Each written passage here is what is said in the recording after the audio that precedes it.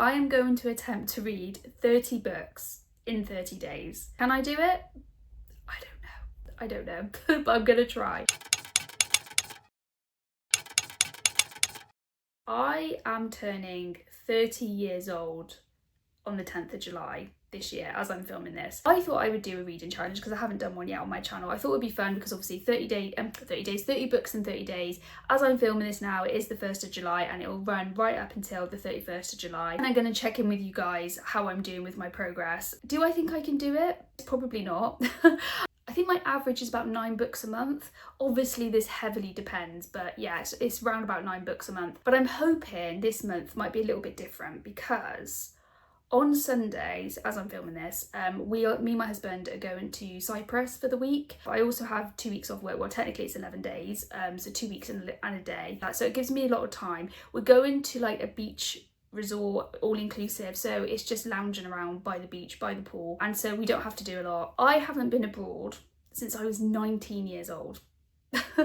19 years old. Sod this. I was like, I don't care how much it bloody is. I said, I'm going abroad. Like, I am adamant I was going abroad. Now, I have various reasons why I didn't or couldn't go abroad. I don't know why I felt the need to explain why I'm going on holiday. How this is going to work is I've got my TBR jar here, and obviously because I'm going on holiday, I can't obviously bring a lot of books with me. So I plan on, if I am bringing a book, I'm planning on maybe just doing one physical, and obviously the rest I'm gonna have to download on my Kindle. This is where having a Kindle is just a bloody godsend, isn't it? Is when you travel or go abroad or whatever. I do have 2 books that I definitely want to read in this month. These 2 books, because I probably should say what they're called, shouldn't I? Early 30s by Josh Duboff and The 30 Before 30 List by Tasneem Abdur Rashid. And it's kind of says in the title, it's about turning 30, it's about being in your 30s. So I thought, how fitting. I might take one of these on holiday with me, but I don't know yet. I have to think about it. It's really weird because I don't normally do a planned TBR search, but I feel like I'm gonna have to a little bit with the Kindle when I go abroad. So yeah, that's how it's gonna work. I'm not gonna be counting my DNFs. If I'm being honest with you guys, I don't think I'm gonna be reading 30 books in 30 days, but I will try and read a little bit every day. I'll try and make a real conscious effort to read every single day. There are days where, you know, for whatever reason I'm busy or I'm tired or I'm not really feeling it, but I at least read every other day. But this month I'm gonna have to really lock in, as the kids say, and just read every single day. It's just a fun challenge. I don't get anything for it. I don't get a prize. I mean, if you want to give me a prize, then you know, you can if you want. But in all seriousness, it's just a bit of fun. I just want to see if I can do it. And you know, when I'm 40, maybe I'll do 40 books. When I'm 50, maybe I'll do 50 books. And so forth and so on. Let's give this a good old shake, and I'm going to pick my next book. And then obviously when I leave for Cyprus on Sunday before obviously, I'm going to have to download a few books on my Kindle. We're going to have to choose at least 4 or 5 books. What am I in the mood for? I think romance or contemporary fiction. Okay, I probably should try and show you so you can tell I'm not lying to you. The Night Lives On by Walter Lord. I don't know what that is. I think that's a thriller. That sounds like either thriller or horror. I can't remember what I put in this, like honestly. Walter Lord. The Night Lives On. I think I know what this is. I think it's a non-fiction. I think it's about the Titanic. I feel like I'm gonna DNF this as I'm not in the mood. Should we do it again? Or is that cheating? No, come on, let's not cheat. But it's not gonna count. If I DNF this, it's not gonna count. Come on, we'll do it. Who knows, it might actually be good. Look, I'm gonna be strict. If I'm not feeling it, I'm DNFing. So you might actually see another clip of me in like 2 minutes time when I'm like, yeah, I'm doing another one. I better get cracking then. I better start reading, and I shall tell you how I feel about it. Who knows, it might even be a 5-star. Today is day 2. I'm at the car park at work. I'm about to start work. Last time I checked in with you, I was reading on my Kindle The Night Lives On by Walter Lloyd, and this is a non-fiction. I don't know if I said all this, but it is a non-fiction. It is about the Titanic. I actually take back what I said yesterday. I'm actually really liking this, really liking it. It's absolutely fascinating, and it's really easy to understand. It's not hard, it's not like overcomplicated. He's not using words where it's, you know, I'm struggling to follow. There are some parts like that, and it's more about the kind of naval aspect, like when they talk about nautical miles and all that, and maritime, and I don't know, all this kind of stuff, and it does lose me slightly. But once it comes back to like the human side of it, so when it comes back to like talking about the victims and what happened to them and their stories, that's what I'm more interested in, and what actually happened the day of the sinking of Titanic. I was saying to my husband last night, I really want to go to the Titanic Museum in Belfast, because obviously it's not far from where I live. I say it's not far, like it's down the road. It's obviously a ferry or a flight, but it's not far, is it really? And I probably should put some context on this. I do have a bit of an obsession with Titanic. I do love anything to do with Titanic. Like I said, I was kind of thinking I was going to DNF this, but actually I don't think I will. I don't know if it's quite a 5-star yet, but it's definitely a high 4-star. I will say that, at least so far. Is non-fiction a spoiler? I don't really know how it is, to be honest. I don't think it is. But if you think it is, then skip ahead for a couple of seconds, or minutes rather. I don't think this is personally, but you know, just in case, I've put a spoiler warning. So the musicians, because you know there's like a famous thing where the musicians played on board while it was sinking. He talked a lot about that, and he went into a lot more detail about it. And I never realised that the families of the deceased, they didn't get compensation or any kind of money because the insurance wouldn't pay out. The ship, Starline, White Star, whatever it's called, they were saying that, well, they weren't technically employed by them and they were second class passengers, and it was a whole thing, and then they were technically passengers. The agency wouldn't pay out because they were saying, well, it's the insurance. So basically they got no compensation or money from what happened to them. That's awful, isn't it? That's actually awful. Everything that could go wrong went wrong on the Titanic, even before the iceberg, the famous iceberg. It was like disaster after disaster. It was almost like it was cursed. Whether you believe in all this stuff or not, there were so many people that said they had really bad premonitions about Titanic. That people had like dreams that it was going to sink. Like there was so many. It's such a big rabbit hole when you go down to it. And there is a bit of a theory that it was a bit of an insurance scam. And I don't know. There's a whole thing.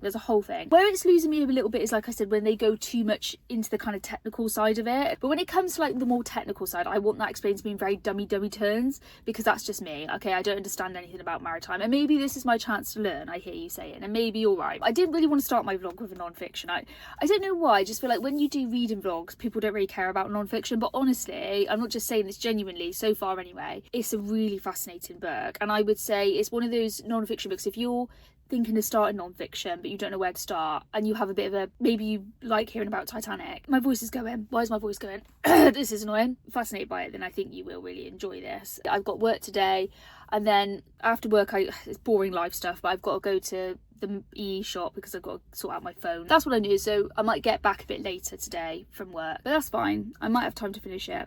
And then tomorrow I'm on half a day, and then I'm gonna edit my video a little bit after work, and then I'm gonna read. I don't know why I'm telling you all this, but just in case you care, I think I might have said this, but anyway, Saturday is cleaning all day.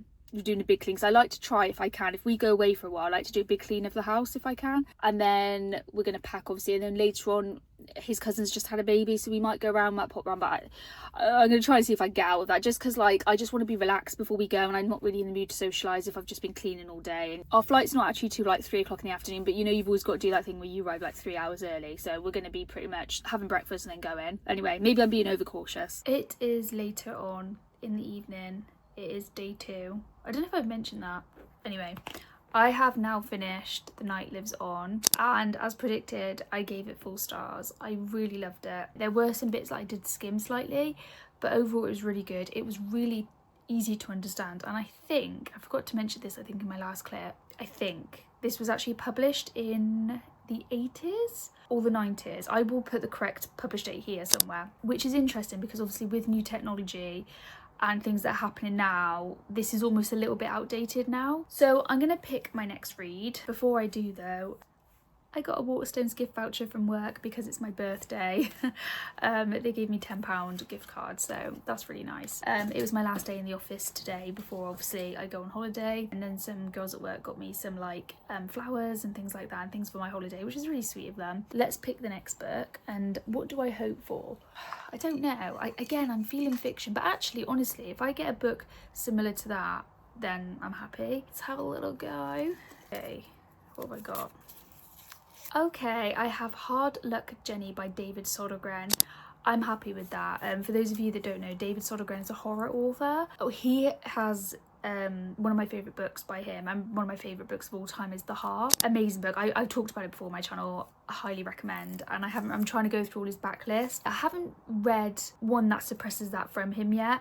They've all just been average. I think one I may give a 2-star to, I can't remember now, but I think I've all just rated them very average. But yeah, Hard Luck Jenny, I've got a feeling that's a novella, which again, don't normally do novellas or short stories, it's just not normally my thing, but I've heard it's really good and I kind of want to just do his whole backlist. I will say though, even when I don't like his books, I do find them entertaining. I'd be lying if I said I didn't. I do find them entertaining. Kind of verges on splatterpunk as well. I don't know if that's available on Kindle though, so if it's not, I might have to come back on here and tell you.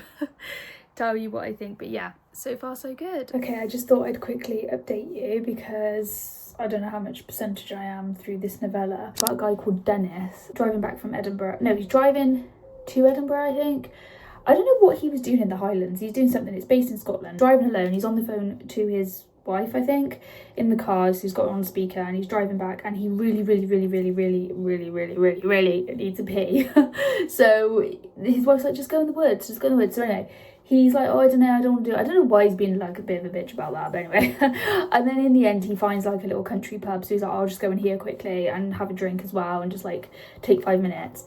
And he can't get out because he meets a woman called Jenny who's a bit weird, and everyone in this pub is weird. He realises he's kind of accidentally stumbled in a wake, a funeral party. Is that really the right word? Wake, I suppose, isn't it? And yeah, it goes from there, and it's just odd, and he's having really weird experiences and they don't want him to leave. Even though he doesn't know who the person is that died. He doesn't have a clue, and they don't want him to leave. And it's all a bit weird. I've got a feeling this is based on like a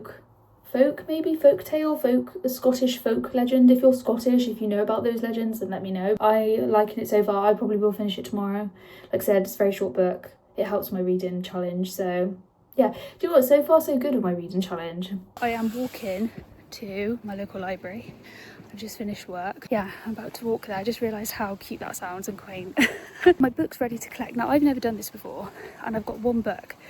And you know what? Before holiday, I thought, I'm going to just check where my reservation is, because it's been on reservation for about a month, maybe even more, and I've never used this service before. Not, I have used the library before, but that's like ages and ages ago. I've never used their online service. So anyway, long story short, it's ready to collect. Of course, it's just before I go on holiday. Now, I don't really want to, oh god, it's probably going to pick up the wind. I don't really want to bring this book on holiday with me, just because obviously if it gets lost or if I damage it, I might even start it today, but I've still got my other horror novella, Good Luck Jenny, whoever it's called, to read. I read a bit more of that this morning. It's more funny than scary. Like, it's just funny. It's just odd and funny. I don't think it's scary, and I'm not getting horror from it, at least not yet. I mean, I'm not quite halfway through yet, but I'm nearly there. I think I'm like 45% or something. So yeah, hopefully I'll finish that today. I might start that other book, but it means I've got to finish it by tomorrow. No pressure. I'm quite busy tomorrow, so yeah, I'm walking to my local library. Like I said, I don't know if I just said this, but I just realised how lucky I am to be able to do that, because it's not that far. It's like, what, 10-minute walk if that? And then I might look in some charity shops. My local charity shop does actually have some good books.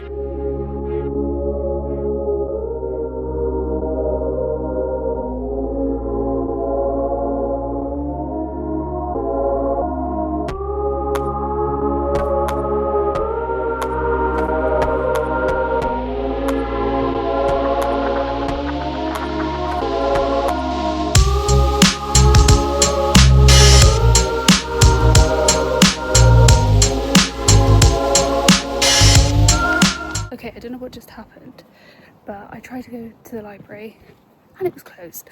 And I think they shut for a break or whatever, so obviously I think I've gone at the time of their break. The only time I'm going to have is tomorrow, and I don't think I'm going to have time because they shut at like, I don't know, I might have time in the morning.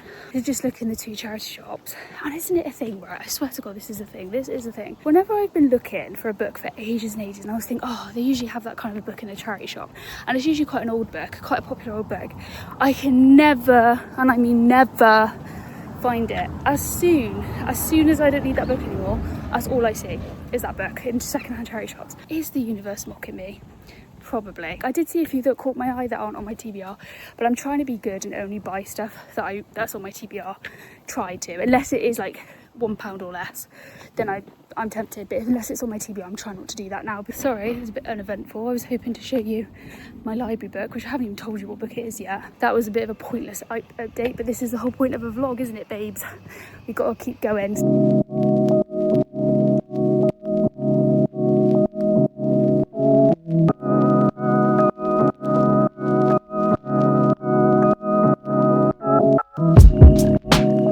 I have just finished Hard Luck Jenny, and I have rated it 3 stars. I didn't love it, I didn't hate it. It was entertaining, and the first half, I think I mentioned this in one of my earlier clips, it was quite funny. It had comedy. It was a lot more dark humour and funnier than what I was expecting. Sort of the last, I guess the second half, but definitely more towards the end, it suddenly became a lot darker because it is a horror novel, and up to that point I was like, where's the horror? I was a little bit confused with the story because to me it seemed like, because if you look at her, by the way, I love this front cover.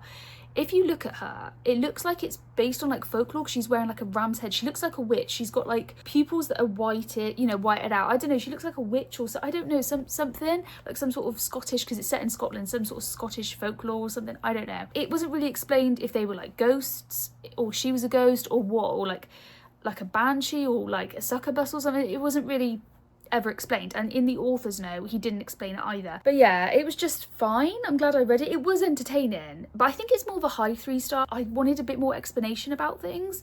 It did actually make me laugh more than I thought it would. Not like laughing out loud, but it made me chuckle in places. So I'm now on book 3. Is it day 3? Book 3? Oh my gosh. That can't be right. It means I've read a book a day. I definitely haven't done that. I can't remember what day we're on. So yeah, we're still in the same day. So I'm going to go choose my next book now. I really want something contemporary fiction maybe. I don't know. I just want maybe something set in the summer. Oh, that's strange. I've got Broken Country by Claire Leslie Hall, but I've already read that. Okay, well, I'm not reading that again. Oh, this is a thriller. The Truth About Her by Annie Taylor. I'm gonna have to look at this one because if it's a domestic thriller, I'm not reading it. I have read from this author before and I didn't like her, but I said I'd give her one more chance. And she co-authored a book that I really liked called Poison Orchids, I think it's called, and I really liked it, and she co-authored it, and I never read from her before, but then one of her books I did read I really didn't like. I'm gonna have to look this one up, so bear with me. If it's not a domestic thriller, then I'll read it, because I don't like domestic thrillers anymore. I've gone off them. Okay, I've decided I'm not gonna read it. It's about a missing child trope, and I just don't like that. I'm not cheating, and you're probably thinking, well, hang on a minute, why did you add this on your TBR? But it's because I know what it is. It's because, like I said, I put her on because of that, and I put all her backlist on, which is a bit stupid of me, really. Okay, When the Wolf Comes Home by Nat Cassidy. I have heard of this author. He is a horror author, and I think, if I remember, I got this from the booktuber Jordaline Reads. I can't remember her name exactly. I'll put it here somewhere. You know when someone talks about a book so passionately, it just makes you want to read it, and this was it. And it did have some things that I thought, okay, that sounds interesting. I can't remember exactly what it's about, but I do remember that it was a horror book. So yeah, we are on book 3 now, and on day, what's the day? It's the 3rd today, so that's technically day 3, isn't it? Because I'm counting the 1st of July as day 1. I shall update you when there's something to update you about.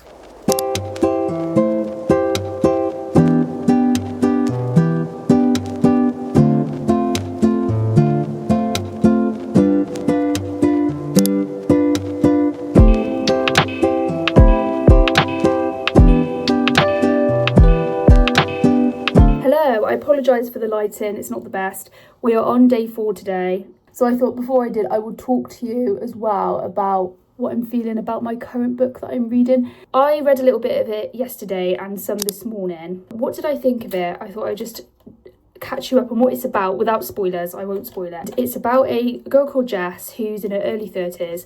She works at a diner. This is set in America, in Los Angeles. And it's kind of like a bit fed up of her life, to put it lightly. And so she's just a bit fed up. And anyway, one day she's cleaning the bathroom at work and something happens. I'm not going to say what, but something happens.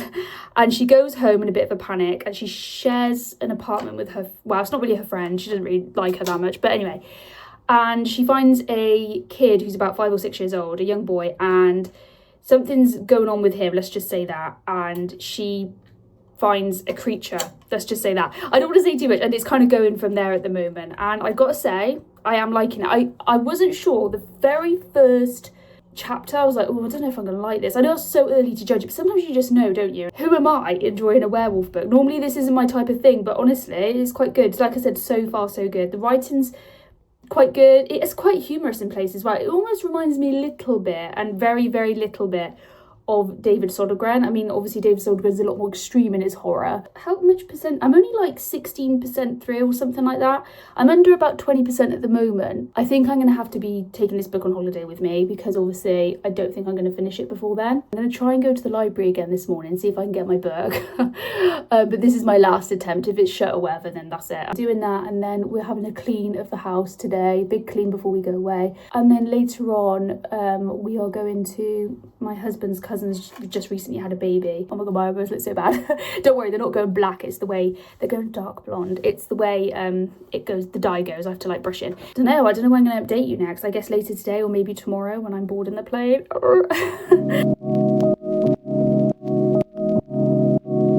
Hello, it's later on in the afternoon and we've just done a big clean of the house and we are now packing. So if you hear some banging around, my husband's packing. I hate packing, by the way, so I'm kind of getting out of it because I was like, I need to film.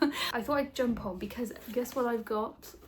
I've got my library book and I've decided I'm going to take this one on holiday with me, Early 30s by Josh DeBoff, only because it is slightly shorter, and so that's one physical. I am currently still reading, obviously, like I said this morning, When the Wolf Comes Home, so I'll carry on reading that, and I think I'm going to download, I'm going to do 3 books. I'm just thinking how many, because I really don't know, and I can't read while travelling. Like I don't know if I mentioned this earlier, I get really bad, I really suffer badly with motion sickness, to the point where I can't really be on any kind of public transport for more than like an hour because I just get really ill. So yeah, I am low-key worried about that. I don't know if I mentioned before, the flight is about 4 hours and 5 hours back. Hopefully it'll be alright. I'm really hoping, praying it'll be fine. And I do find if like, I don't know what it is with my body, but if I get like a change of routine, my body kind of throws my body off a little bit. Jake! Okay, so we have The Scammer by Tiffany D. Jackson. If I remember, I think this is a YA, and I don't normally do YA, but again, it's one of those ones that I watched from a booktuber and they basically sold it for me. I can't remember her name. Is it Olivia's Catastrophe? I don't think she's on booktube anymore. I think she's discontinued her channel or whatever you call it, deactivated. Or no, I don't think she's deactivated, but I don't think she posts any. That's one I'm going to download and should give it another shake. What's the next one? Sour Rot by Lily A. Grace. I think that sounds like a horror. I think it's an erotica actually, but like a really dark romance. Very kind of different ones.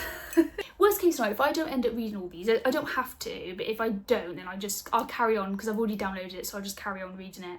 I shall see you in the next update. Hello, today is day 5. I am about just over 30% through. Oop, nearly whacked myself in the face. When the Wolf Comes Home. I'm getting ready obviously to go to the airport in a minute, but just before we do, I have an update because I'm feeling like I want to DNF it.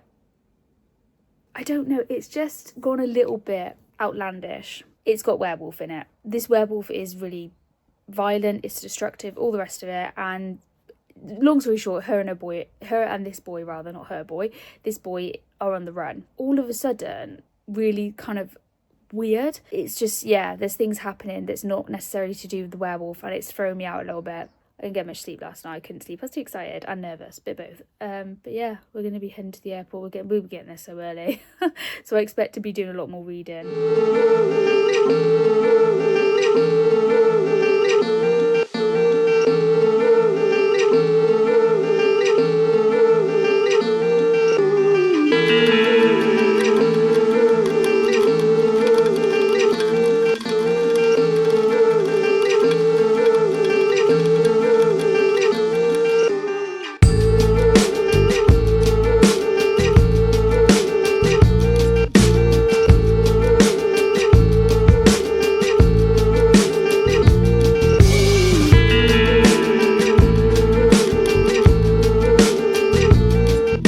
So we're waiting at the airport.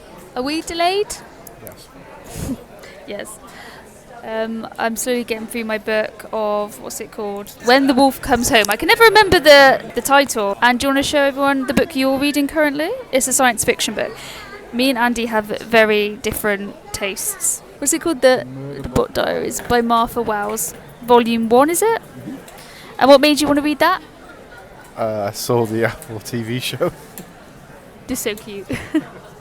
Yeah, so science fiction, and you've only just started it, haven't you? Yeah. I got frisked at airport security because I always do. I always get frisked, and I think it's because I've got a theory. I've got big boobs, TMI. But anyway, I think it's to do with my boobs because apparently, if you have any shadows on your body, you get pulled up, and all the women in front of me who have big boobs also got pulled up. I don't know, I might cut that bit out. So it's very boobist. Anyway, what the hell am I going on about? Oh, did I say we're at Bristol Airport? I can't remember. Yeah, we're at Bristol Airport. Hotel we're staying at, which I haven't even said any of this, is in Paphos in Cyprus, and it's called the St. George Beach Hotel. We should be arriving in Cyprus around about 7ish. in the evening, but we'll see, because at the moment it's busy and it's delayed. I mean, I'm a bit worried I'm actually going to start finishing all the books that I brought with me. I thought this might happen. And then what happens if I DNF? What happens then? Anyway, I shall see you hopefully when we're on the flight.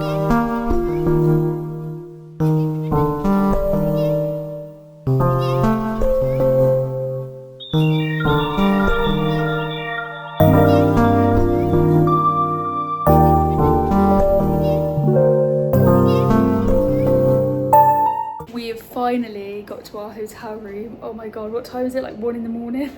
I think it's actually later than that. We can't see anything because obviously it's pitch black, but oh my gosh, I should show you in the morning. Maybe I'll show you in the morning. But I just thought I'd update you.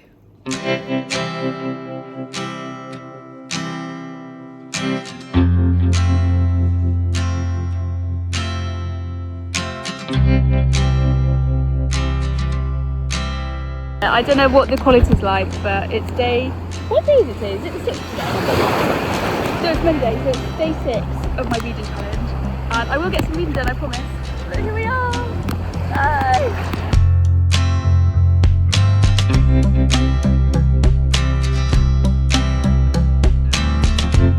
Hello, I am here looking like a hot mess. I just thought I'd update you.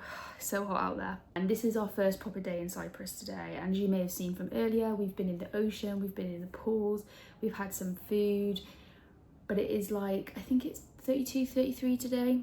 I'm very tired. I'm so tired. But bearing in mind, we didn't get to our hotel room until about, what? Oh God, it was about 1:30 in the morning because we got delayed. Paphos is only 2 hours ahead of the UK, and I'm acting like I'm in Australia or something. But as you may or may not know, I don't travel well. Actually really unwell. I do not travel. And as you may have seen from an earlier clip, I was given a herbal patch, which I would highly recommend. If you're like me and you have motion sickness, they were amazing.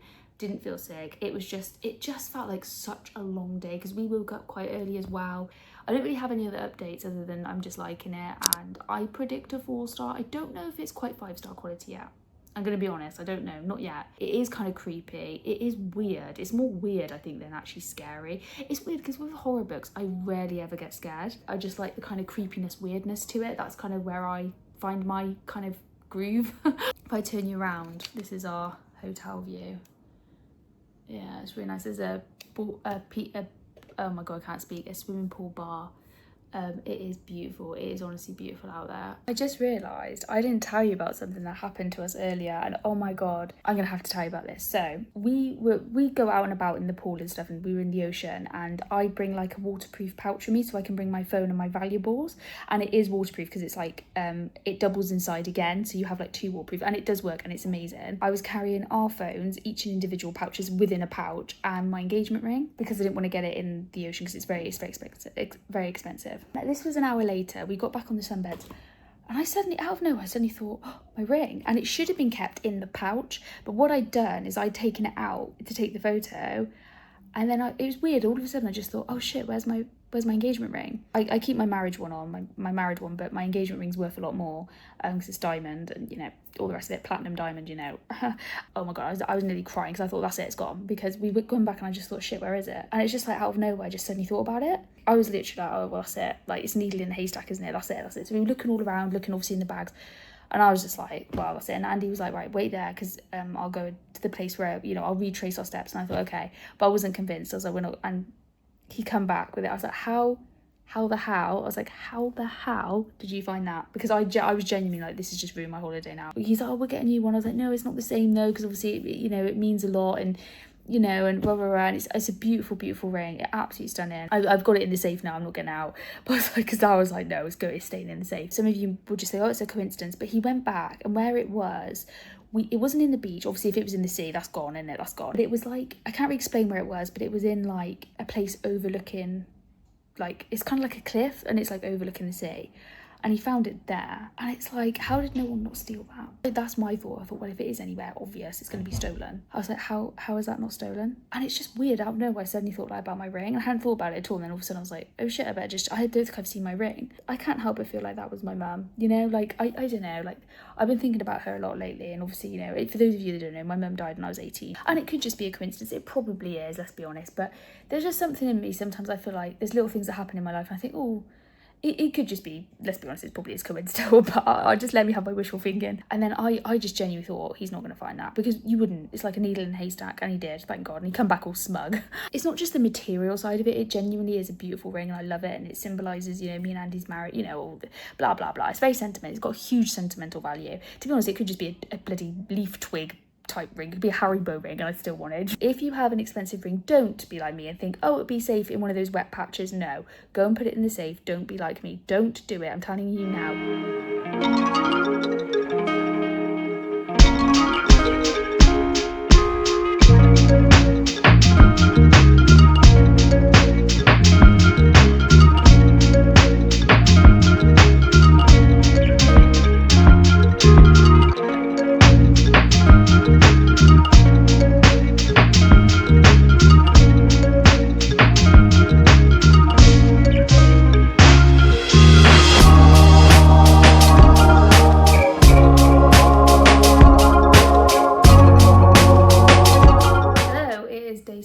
It is still obviously hot. Have I finished my book? No, but I have read a lot more today. I think I'm at about 60% mark and it is good. I'm still loving it. I haven't really got an update. There's nothing that's really happening, but I thought I want to try and come on every day if I can, just to give you an update. Yeah, I'm finding it really hard to read in the afternoon because obviously it gets quite sort of mid-afternoon because it gets really hot and I found myself just falling asleep. And this morning we went jet skiing. It's my first time. I've never done jet ski before. My husband, he was controlling it and I was hanging on to him.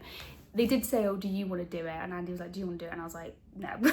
I don't know, I just didn't feel safe enough to do it. I'm a bit of a coward really, but it was so much fun. The weirdest thing about it is, oh my God, am I going to fall out? Am I going to fall out? And I didn't, thank God. So yeah, now we're just chilling. We're waiting for dinner. I have tanned a bit. Wow, burned. We're factor 70. Tomorrow's pretty much the same. The next day's the same. And then Friday is my birthday. We're going to Limassol. It's part of our excursion, which I will update you with that. I've got a bit more energy today. I think I finally kind of like settled, if you know. I feel like my body's settled a bit to the time difference and all the rest of it. I've been having a good time. I'm loving it. I don't know if I'll get any more reading done today. I'm not really in the mood to read right now. Hopefully I will tell you my next update that I finished the book.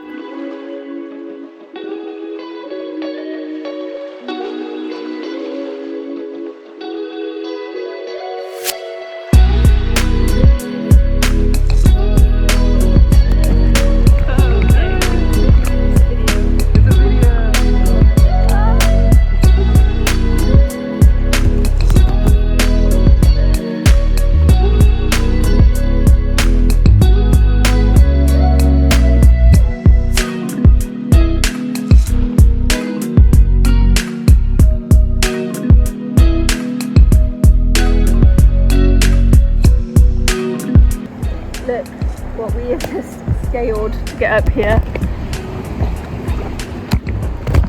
That's a mad shit. Huh? Well, probably.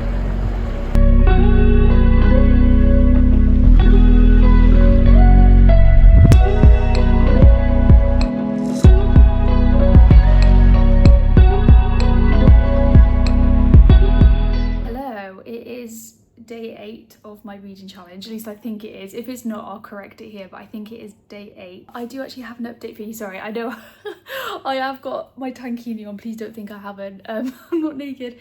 We have problems.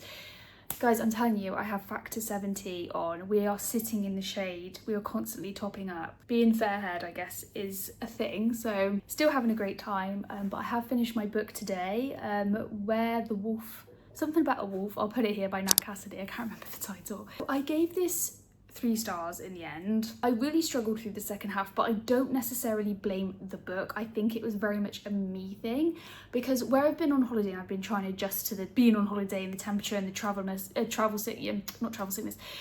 all the rest of it. I feel like where I've had bits in between to read, I haven't really been focusing. I have gone back to try and read it, but I don't know, I'm losing it a little bit. I probably should have maybe soft DNF, in all honesty. It definitely read to me, and I think I said this in an earlier clip, more like a thriller with horror in it, like a horror thriller. I think that is a thing, but it definitely felt a bit more thrillery. It was just fine. I just don't know what else to say about that really, other than that. I think I said in a previous clip, but she is with this young boy who can, yeah, it's a bit of like a supernatural element. There's supernatural element, there are werewolves involved, and also I can't say too much obviously without spoilers, family members and kind of being estranged from them. And I did like it, and I'm willing to try this author again, but I don't know, I just didn't love it. And I did predict maybe a 4 or 5 star, I think, but I think 3 star, kind of a mid-range. Just, yeah, it was fine. There were bits I liked about it, but I didn't love it, but I didn't hate it. So I have started reading, my book is at the sunbeds. I couldn't bother to bring it with me.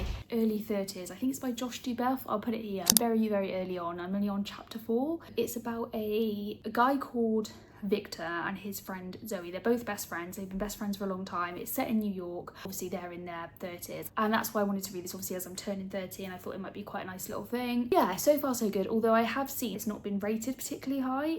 It's actually, I've seen a lot of people just put DNF, so yeah, I think early on I can kind of see maybe why.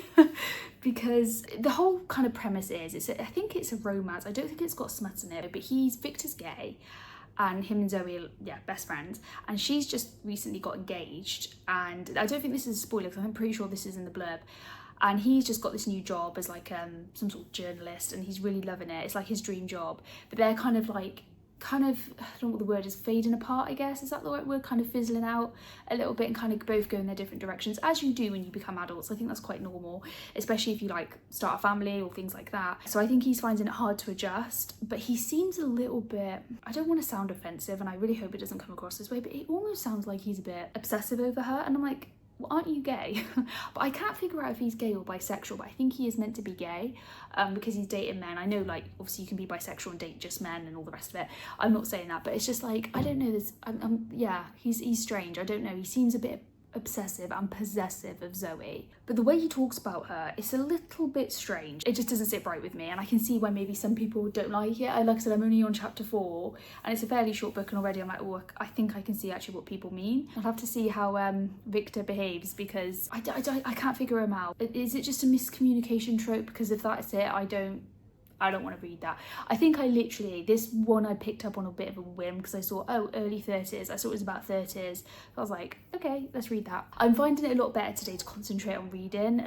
I think I've adjusted, like I said earlier, a little bit. I'm right by the pool. Our sea view is right by the pool, and our hotel room is right by the pool. You've probably seen it in clips. And they are playing music, and I'm hoping YouTube doesn't pick that up because it will copyright me. We've just not really been doing a lot. We went to another part of the ocean today, and that's it. I think tomorrow, though, we're going to a different restaurant in the evening. I think it's the Greek one. I did want to talk about something, which I was kind of like, should I talk about this on my channel? Because it is a little bit private, it's a little bit personal, but not overly so. Someone out there. As I'm confessing. Feel free to skip ahead, by the way, because I am going to be talking about quite sensitive stuff, or if you're just not interested in that, that's absolutely fine. I won't be offended, but I just feel like maybe to give you some context, a lot in my vlogs you'll probably just see me with my husband a lot of the time, and I don't know if I've mentioned this earlier, but I don't have really any family or friends. My mum died when I was 18. My dad and my brother, who's a year younger than me, I'm estranged from. It's a very long story, I'm not going to go into it. That's all you need to know is, yeah, I don't have any contact with them. But the only person in my family from my side who I have contact with is my auntie, so my mum's sister, who is younger than her. But yeah, it gets a bit lonely, and I love Andy, and Andy knows about all this. You know, my husband, he's brilliant, he's my best friend, he's everything. Part of the reason why I joined the book community was because of that, because I just didn't really have anyone to like talk to. And obviously I'm turning 30, and it's such a big milestone, and I'm going through all these milestones in my life, and I don't have anyone to share that with, apart from obviously my husband. But like, I know it's not all about quantity and stuff, but it would be nice. I just never thought at 30 years old this would be my life. I never thought that, and I have no friends. I have none. I have had friends before, but I've had to distance myself from a lot of friendships that I had in the past, because they were, again, I don't want to go into it, it's very personal, it's very private, but they were quite All I'm going to say is it may be somewhat toxic, somewhat narcissistic things, and I just can't be dealing with people like that. I think I just miss my mum is the main thing out of this, because me and my mum were really close and I miss her. And me and her birthday is like, mine's on the 10th, hers was on the 12th, so we always used to celebrate it together. So, and I'm like here in Cyprus, and my mum is a bit of a sun worshipper, and she would have loved it here. If any of you on here have lost a parent, I think you'll know what I mean, or lost someone who's very close to you. I want to open up, because I don't want this, and I think I said this in my earlier clip, I really don't want this to be like, oh, my life's so great, la la la. It's not, it's shit.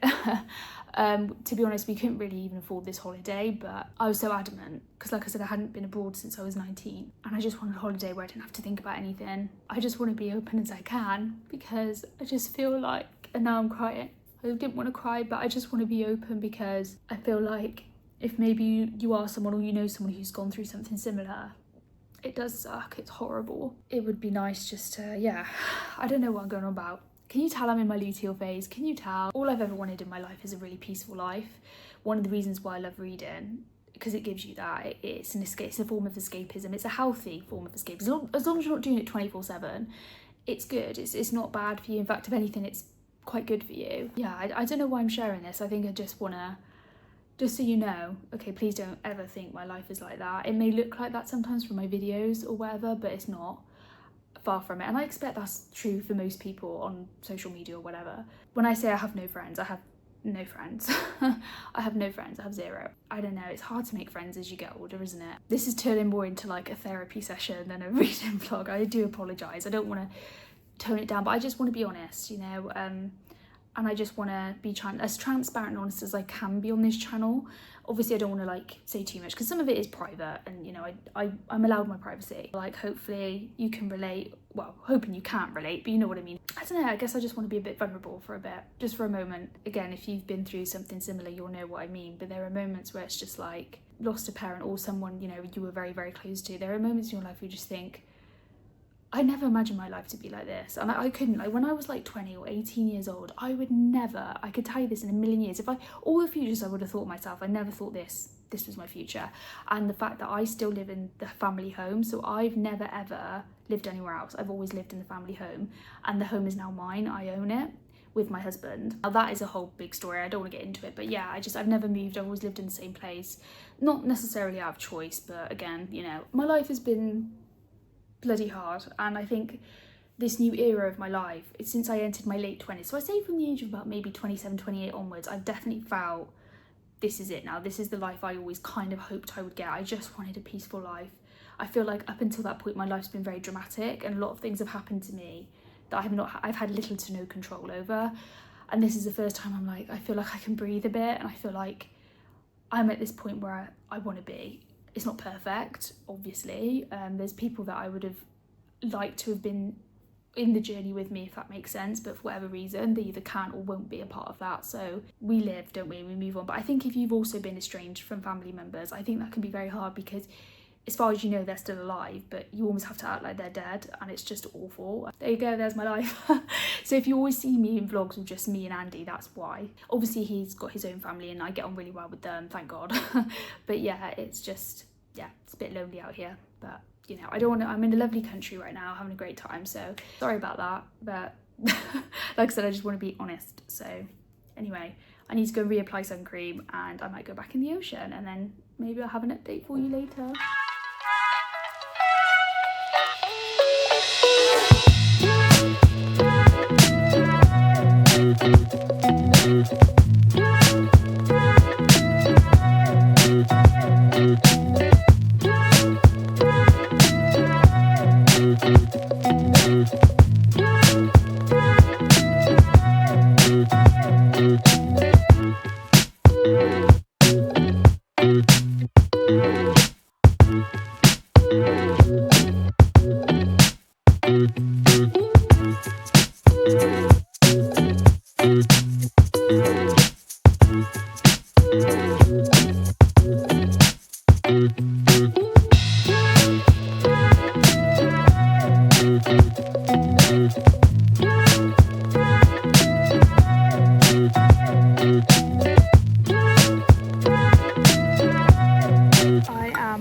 Over halfway through of my book. How was your book? It made you cry, didn't it? This is what Andy's reading. I bought him this. John and Paul, about John Lennon and Paul McCartney, is that right? Well done. By Ian Leslie about the Beatles. So there you go. And you actually started to cry a little bit, didn't you? He started to cry. Bless him. You can admit that. I'm halfway through this book now. And it's okay. To be honest, I kind of want to DNF it. But the thing is, I've gotten like halfway through. I'm like, I might as well just finish it. Like, and it will count towards my reading challenge. So anyway, the day goes on.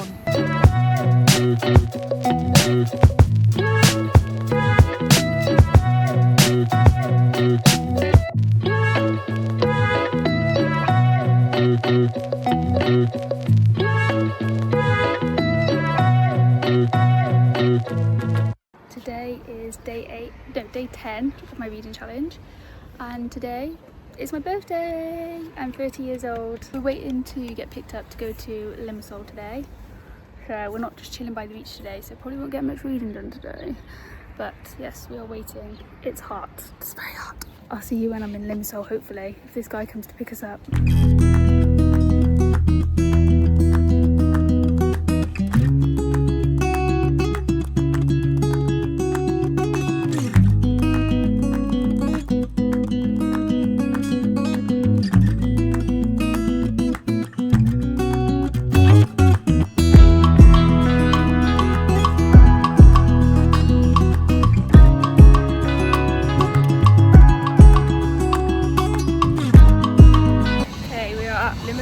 And we're walking through.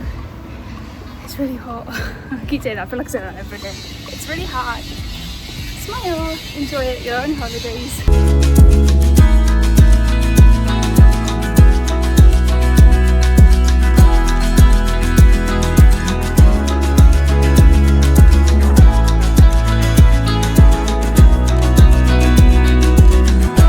Andy's got himself an ice cream. What is it? What is it? Chocolate? Okay. Chocolate? Can't see it. There you go. Nice.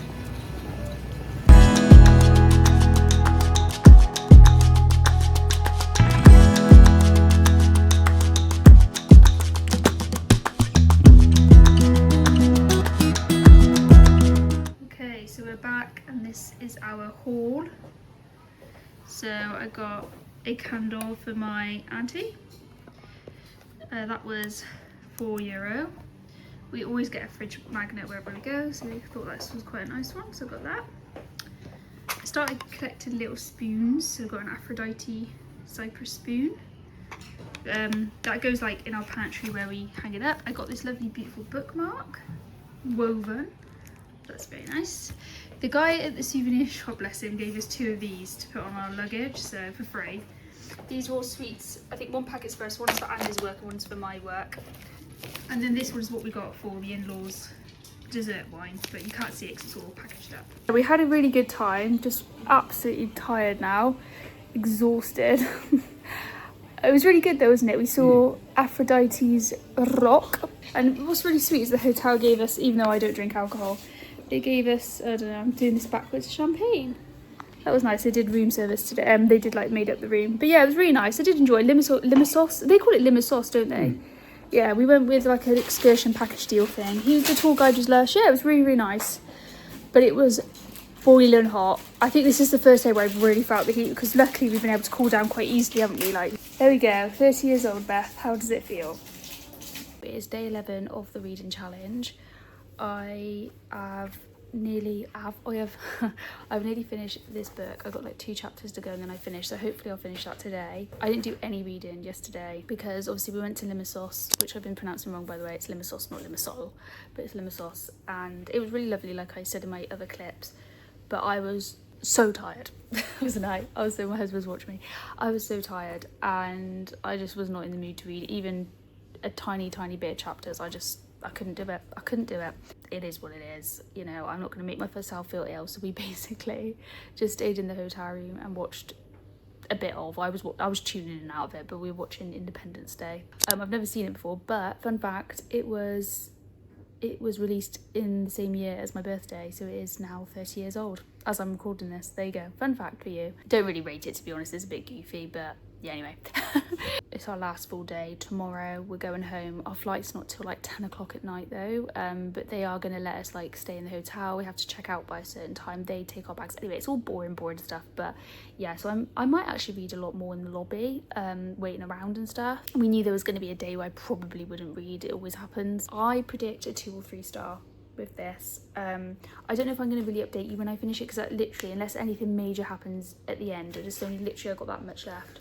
I think I'm going to give it 2 stars. And honestly, if I'm being honest, I wanted to DNF it. When I'm sat down in the sun lounger, I'm just reading and reading and reading. I don't even realise I'm reading, if that makes sense. And now I've kind of like nearly finished it, so I'm like, well, I might as well just finish it. Weirdly, although it is very slow paced, I know that's something I usually complain about, it isn't like awful. I don't know, it's very weird. I think every book I've noticed that I've been reading on holiday is not hit quite the same. Because I'm sat on it sounds really weird, but because I'm sat on a sun lounger, I'm kind of relaxed. But there's also a lot of stuff going around me, and I'm one of those people that when I read, I need little to no noise. Like, I can have background music as long as they're not singing. I don't know, I'm really specific. And obviously there's a lot of noise that goes on sometimes. We're not by the pool, so it's not like there's music, but I don't know, it's hard to explain. I feel like if you know what I mean. So there's me thinking I'd get through like 4 or 5 books. This is only my 2nd book. I know for a fact if I was back home, I probably would have DNF'd this, or given, you know, yeah, I would have DNF'd or wouldn't have enjoyed it as much. I know a lot of people struggle to read in the heat, and I'm one of those people. Anyway, I shall update you when I have an update, which if it's not today, then it'll be tomorrow. But like I said, I don't know how much I'm gonna be able to update you tomorrow because it's our last day.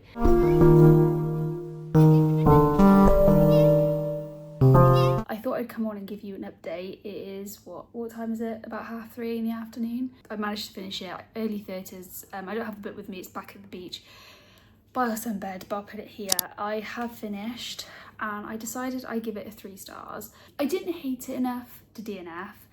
It was okay, but like I said earlier, I'm not going to keep repeating myself, but like I said in my earlier clip, I just don't think I loved it enough, and I just don't think I hated it enough either to DNF. The kind of main theme of the book, obviously called Early 30s, is about, believe it or not, being in your early 30s or turning 30.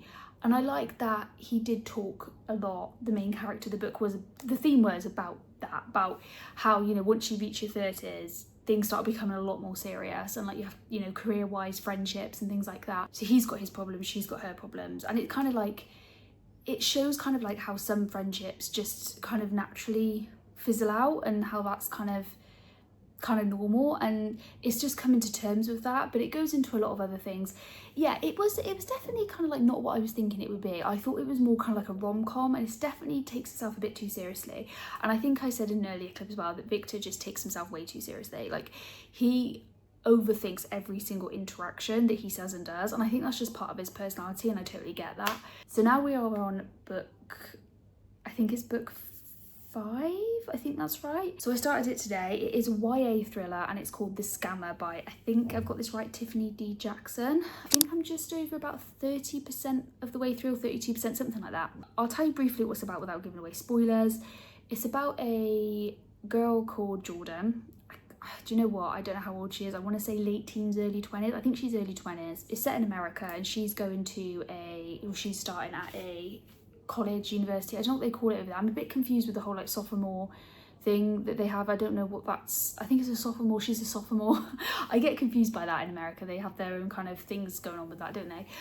And she actually got into Yale, but she said no. Now, she's a black girl, she comes obviously from a black family, but she turned down Yale because she actually wanted to go to what's predominantly known as a black university. Like, I don't know how to word this, so it sounds really weird, but obviously it's not just for black people, but it's mainly black people that go to this university. She has this kind of strained relationship with her parents. They kind of don't agree with her decision because they really wanted her to go to Yale, and she's mostly been brought up with white people, so she's like, you know, I need this, I want this, and, you know, good for her. She's an adult, she's a consenting adult, she can make those decisions for herself, and she finds that she really likes it. She becomes really close to, she easily makes friends with this, I think it's three girl characters, and she becomes really close to them. One of her roommates' brother is I think it's her brother.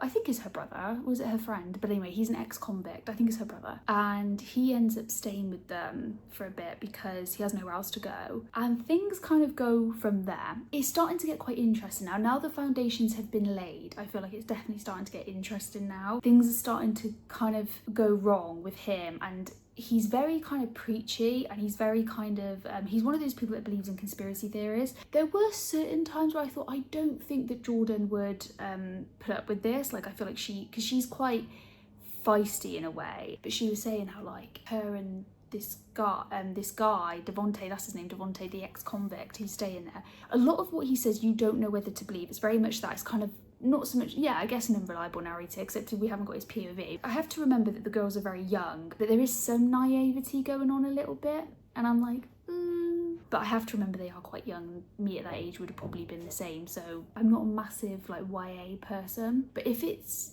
not using kind of, I don't know how to word this, like baby language is quite the right word, but if it's like kind of grown up, if the writing is good, well, that was a long way to say that.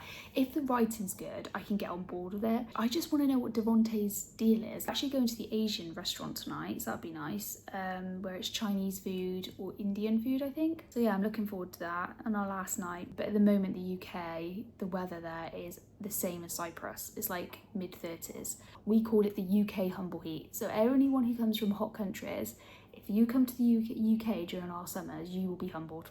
Everyone says it, everybody says it, so we're not being dramatic.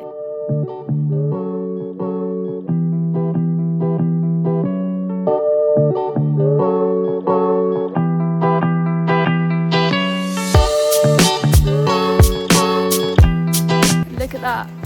Wait, where is it? There it is. How pretty is that? That is stunning.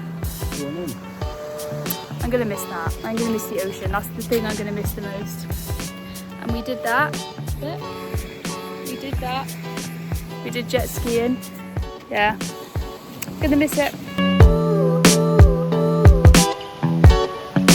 Hello, today is day 12 of my reading challenge. It is our last day in Cyprus today. We're just in the room chilling for a bit until we've got to drop our bags off. Been reading some more of The Scammer by Tiffany D. Jackson, and I'm about 45%, so I'm nearly halfway through. I kind of want to maybe DNF.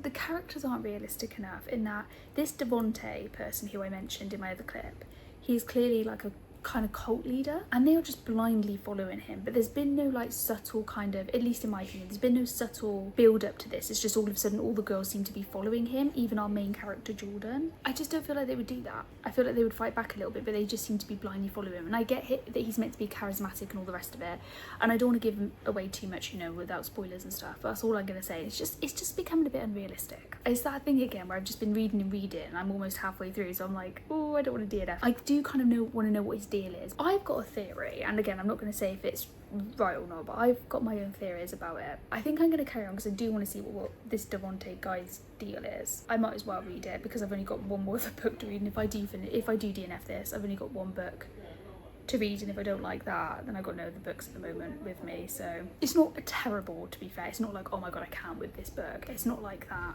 But I want a 5-star book for this vlog. I really do. I want a book that I live, laugh, love.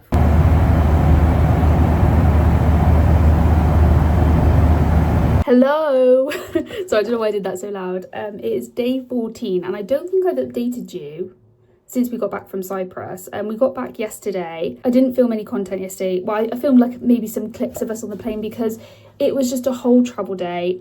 We had little to no sleep because it was 24 hours of just traveling, waiting around. You know what it's like. It was a lot of waiting around, and it was just, yeah, we were so tired. We didn't get back to England till about, because our flight got delayed, of course it did, till about 5:30, I think, in the morning. So yeah, we were very tired. We've been, like I said, up 24 hours. So me and Audrey just spent most of the day, to be honest, just sleeping. I feel a lot better today. Sorry, I'm just doing my kind of morning routine where I do a bit of gua sha. So yeah, and I've come to report to you because I have actually finished The Scammer by Tiffany D. Jackson today. I did read a little bit yesterday, and I've got to say, I didn't love it. I'm sorry, I just didn't. I gave it 2 stars. Where to start with this, because I feel like, sorry, I meant to be doing my question and I just stopped to talk. The twist, obviously I'm not going to spoil it, but the twist in it to me was just ridiculous. It was ridiculous. I did not like the twist. It didn't really make sense. That's all I'm going to say. I did like her and Nick's relationship. There was actually, I don't know if I mentioned this in my earlier clip, there was a bit of fake dating in there, which, as you know, I'm the biggest hater of. I don't like fake dating. If you do, that's absolutely fine, like, good for you. But I personally, especially in modern day books, I don't see the point of it. However, this is probably the first example where I didn't mind it so much. It still didn't make sense to me why they needed to fake date. I still didn't get that. But it actually wasn't too bad. So maybe I do like fake dating in very rare, extreme cases. But it was only a little bit. It was only kind of sprinkled in there. It wasn't like the main story. I think I just don't like it when it centres around the main story. But I have seen a lot of reviews, and a lot of people have said who've read from this author have said this is her, I think this was her first YA novel. A lot of people said it's not her best. So I am willing, like I always do with authors, I do give them another go. So I am willing to give her another go, because I did think she talked about social issues quite well. Well, she kind of surface leveled them, but she did bring up a lot of social issues. I don't know, there was a lot being said that I feel like I don't really want to talk about it because it's almost a bit of a spoiler. It wasn't awful, like, hence not the 1-star rating, but I should have DNF'd this. And I think at home I give up a lot more easily, but when I'm on holiday I was like, well, I've got the time for this, you know, I actually have the time for this, so I did. And I was actually quite slow reading on holiday, but it's because I got so tired. I just get so tired easily. I think, is this a sign of me aging? Like, I'm nearly 30 and I'm getting tired. Well, I said nearly, I am 30 now. I think my reading so far has not been great. I've had a lot of 3 stars. I think the only 4-star I've had was that non-fiction book about the Titanic, which I actually really liked, but I've had no 5 stars yet. I really want a 5-star. My next read is a library book, actually. It's called, I think it's called The Wish by Heather Morris, and she's usually, I think that was the same author who wrote The Tattoo of Sylvester. She's normally a 5 or 4-star for me, so I'm hoping that will be a 5-star read. The rest of today, we've just got a lot of like errands we're doing. I'm going into town in a minute, so I might take you to the works with me. Bit boring today, but I might get some more reading done. I need to record a video actually, because I haven't released a video this week. I shall see you in the next clip.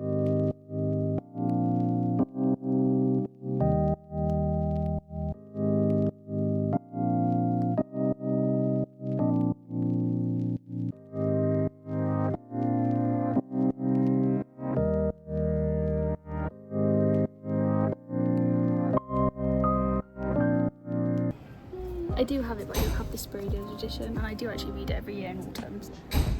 I should probably say I'm at the works, although it's probably obvious.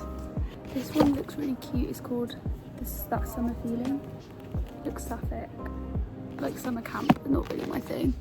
I don't really want to read that. This one's 3 for £7.50, but it's not on my TBR. I'm trying to be good with what's not on my TBR, like only buying what's on my TBR. I was thinking about that, but I've heard it's really good. It's not actually on my TBR. What are you looking at? What are you looking at? Oh, they've actually got this one. But I don't like this one. This is my least favourite. And I don't just want to get it for the sprayed edge, because I kept it in my collection, but I'm not going to reread it. Oh, that looks cool. Look at this one. I love that. That's pretty, and that front cover's beautiful. Into the Fading Twilight by Catherine Cowles. What's the spell? Is that a follow-up to the Vanishing one? Sure. I don't really want to get it because I'm not sure actually. Do you want anything? Hello, it is day 15 of the reading challenge, and I have a confession to make. I didn't read anything yesterday, and okay, that's a lie. I actually finished The Scammer by Tiffany D. Jackson, which I updated you about, but I haven't read anything new yesterday. I think it was just because we had lots of little bits and bobs to do. I made and edited a YouTube video all in one day. So if you know that can take hours. So I didn't go to bed till about midnight. What book am I on? Is it book 6? Yeah, not doing too great. So I have just started on this, which is The Wish by Heather Morris. It's a library copy that I have. It is a relatively shortish book actually, so I think I could finish this easily today. We haven't got a lot on today, and then Thursday we're going to Bridgnorth, which I shall take you with me. But yeah, apart from that, Saturday and Sunday we're going to be quite chill, so I'm hoping I can get, and like I said, there'll be bits in between where I can get some reading done. I know I easily cry at books. This is getting me already, like I can feel my throat going, you know, like you get that like lump in your throat. This is about a guy called Alex, and he is 29 years old, I think, and he's about to turn 30, and he works for a games company, so like, like a video game software company kind of thing, and he gets asked by his boss to go to a children's hospital for children with terminal illnesses, so like, cancer and things like that. There's a girl there called, what's her name? Jessie. and she obviously has a terminal illness. She's not got long to live, and her wish is that she wants to bring her kind of like her memories with her family to life, like through a video game. It's a little bit more nuanced than that, but yeah, she wants to, like, that's her wish. So obviously they try and do like wish fulfillments, and he's a bit reluctant. Well, I was probably putting it lightly. He's very reluctant because he doesn't think he can do it. None of his other colleagues have got this skill, so they're like, we need you to do it. And he's very reluctant because he's like, I don't really, because he doesn't have any kids. He lives alone. He has a dog. That's it. Like, he lives a very solitary life. You can tell that they're slowly building a connection. Now, I think Jessie is a teenager, so she's about, I think she's 15, I think. I'm trying to figure out where this is set. I think it's Australia, because I think this author's actually Australian. Yeah, I'm definitely, this is going to be a sobber. I know it is going to be a sobber. What I like about this though is it does have quite short chapters, so, and there's lots of breaks in between, which I'm very grateful for, especially with these types of books where they're quite heavy. I probably should have mentioned Alex has got his own issues, the guy that's trying to do this for her, so that's quite interesting in the way that plays out. He's going on a bit of like a healing journey. I feel like he's definitely starting his own healing journey. I know he's not like physically unwell, but I feel like he's got a lot of emotional trauma trapped. I feel that. Look at me, I'm like, I feel like I'm a therapist. Like I said, I'm already getting the lump in my throat, and you know me, I easily cry, so.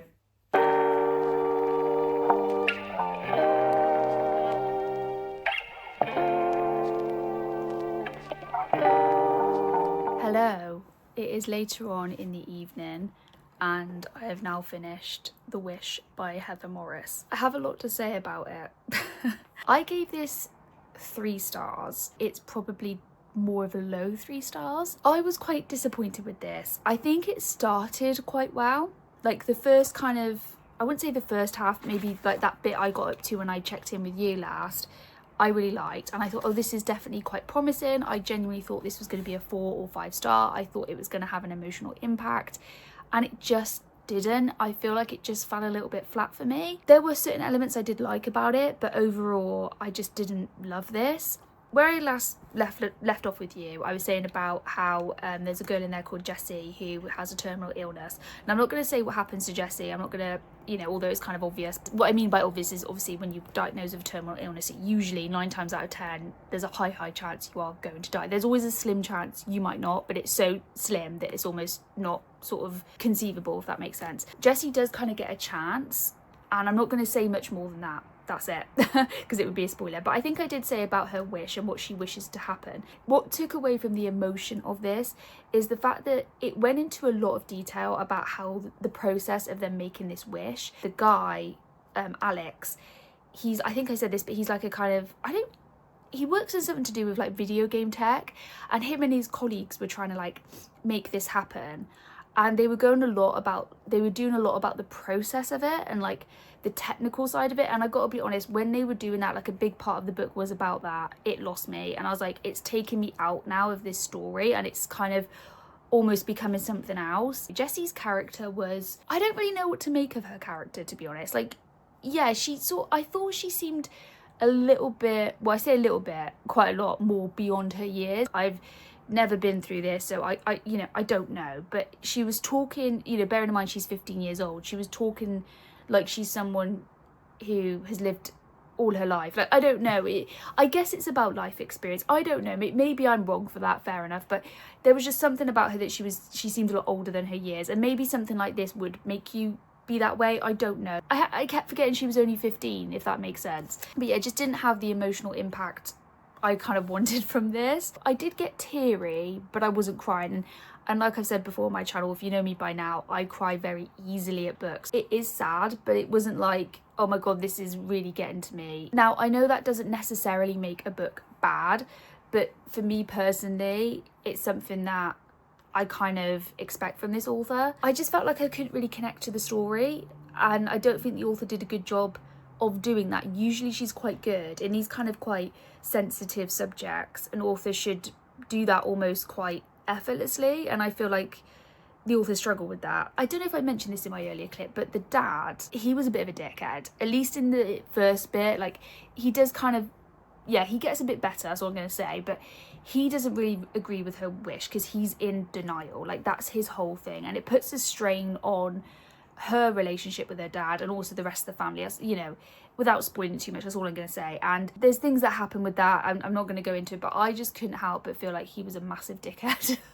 I didn't really like the dad. I got that it was meant to show denial and all the rest of it, but I don't know, he was just like overly angry. He clearly needed therapy. You know, what do you say to a dad whose daughter's dying of a terminal illness? Like, that is a hard thing to deal with, fair enough. But I don't know, it's just, he was just constantly picking fights with people for like really no reason. I find it very difficult to talk about this because I'm not someone, although I lost my mum had a terminal illness. She had cancer. She actually died of a brain aneurysm, but she was diagnosed with terminal cancer. It's a different kind of relationship than if you lose your, you know, your child or your teenager or whatever to cancer, isn't it? So I feel like I can't really speak on this.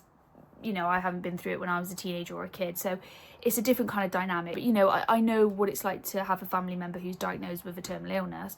Put it that way, I felt quite disconnected through this, and that's not quite, you know, especially someone who's kind of been through something similar. I feel like I should have felt quite connected, but I didn't. It was a bit disappointing, but it wasn't awful. Like I said, there were aspects I like. One of those aspects being, although I know I just critiqued this, but this is also one of the reasons why I quite liked it in a weird way, was the dad. Although he was like in denial, he was clearly like the denial person of like, oh, my daughter's fine, like she'll get through it, we'll just have to find a cure. Even though he was clearly that person, I think there is always, probably when this happens to somebody, a family member or whoever who is in denial. So I do think they showed that quite well, but maybe to the extreme. I don't know. Just over, or just, oh, actually, what is it? Just under 300 pages.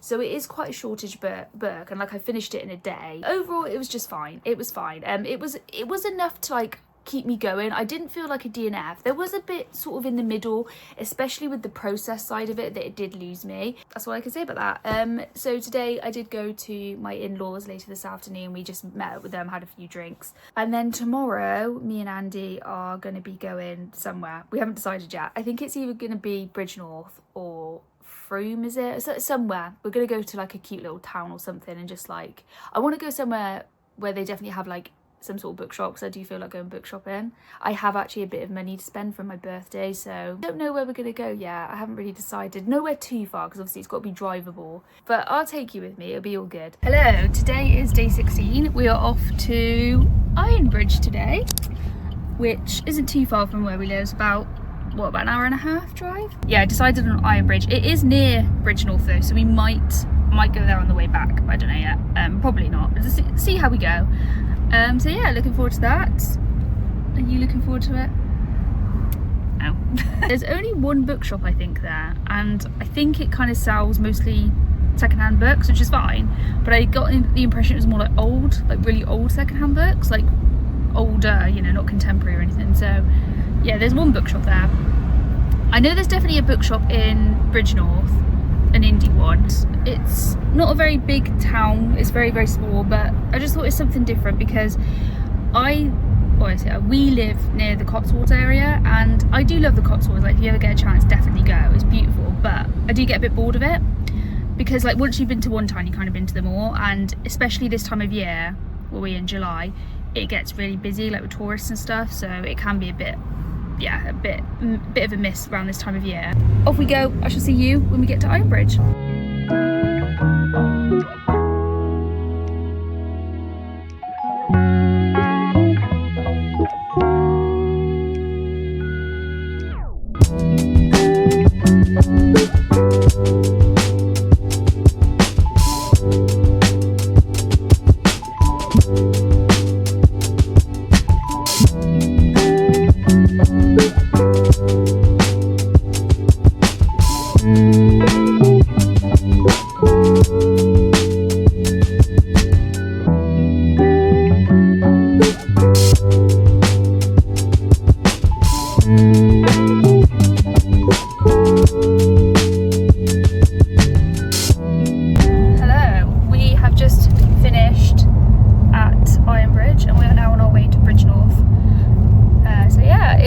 There, wasn't it? It's very, very pretty, very quaint, very cute, very cutesy.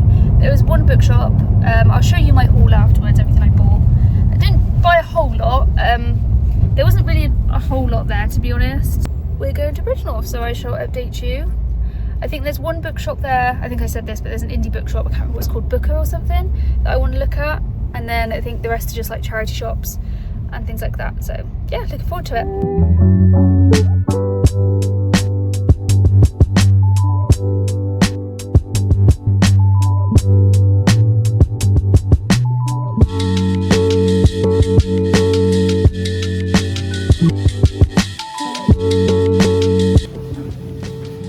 Oh my god.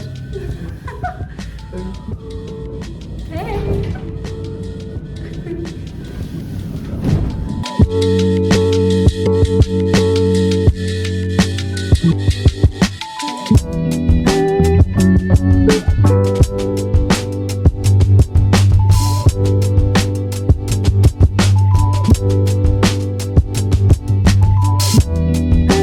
This is a 17th century castle, and look how much it has.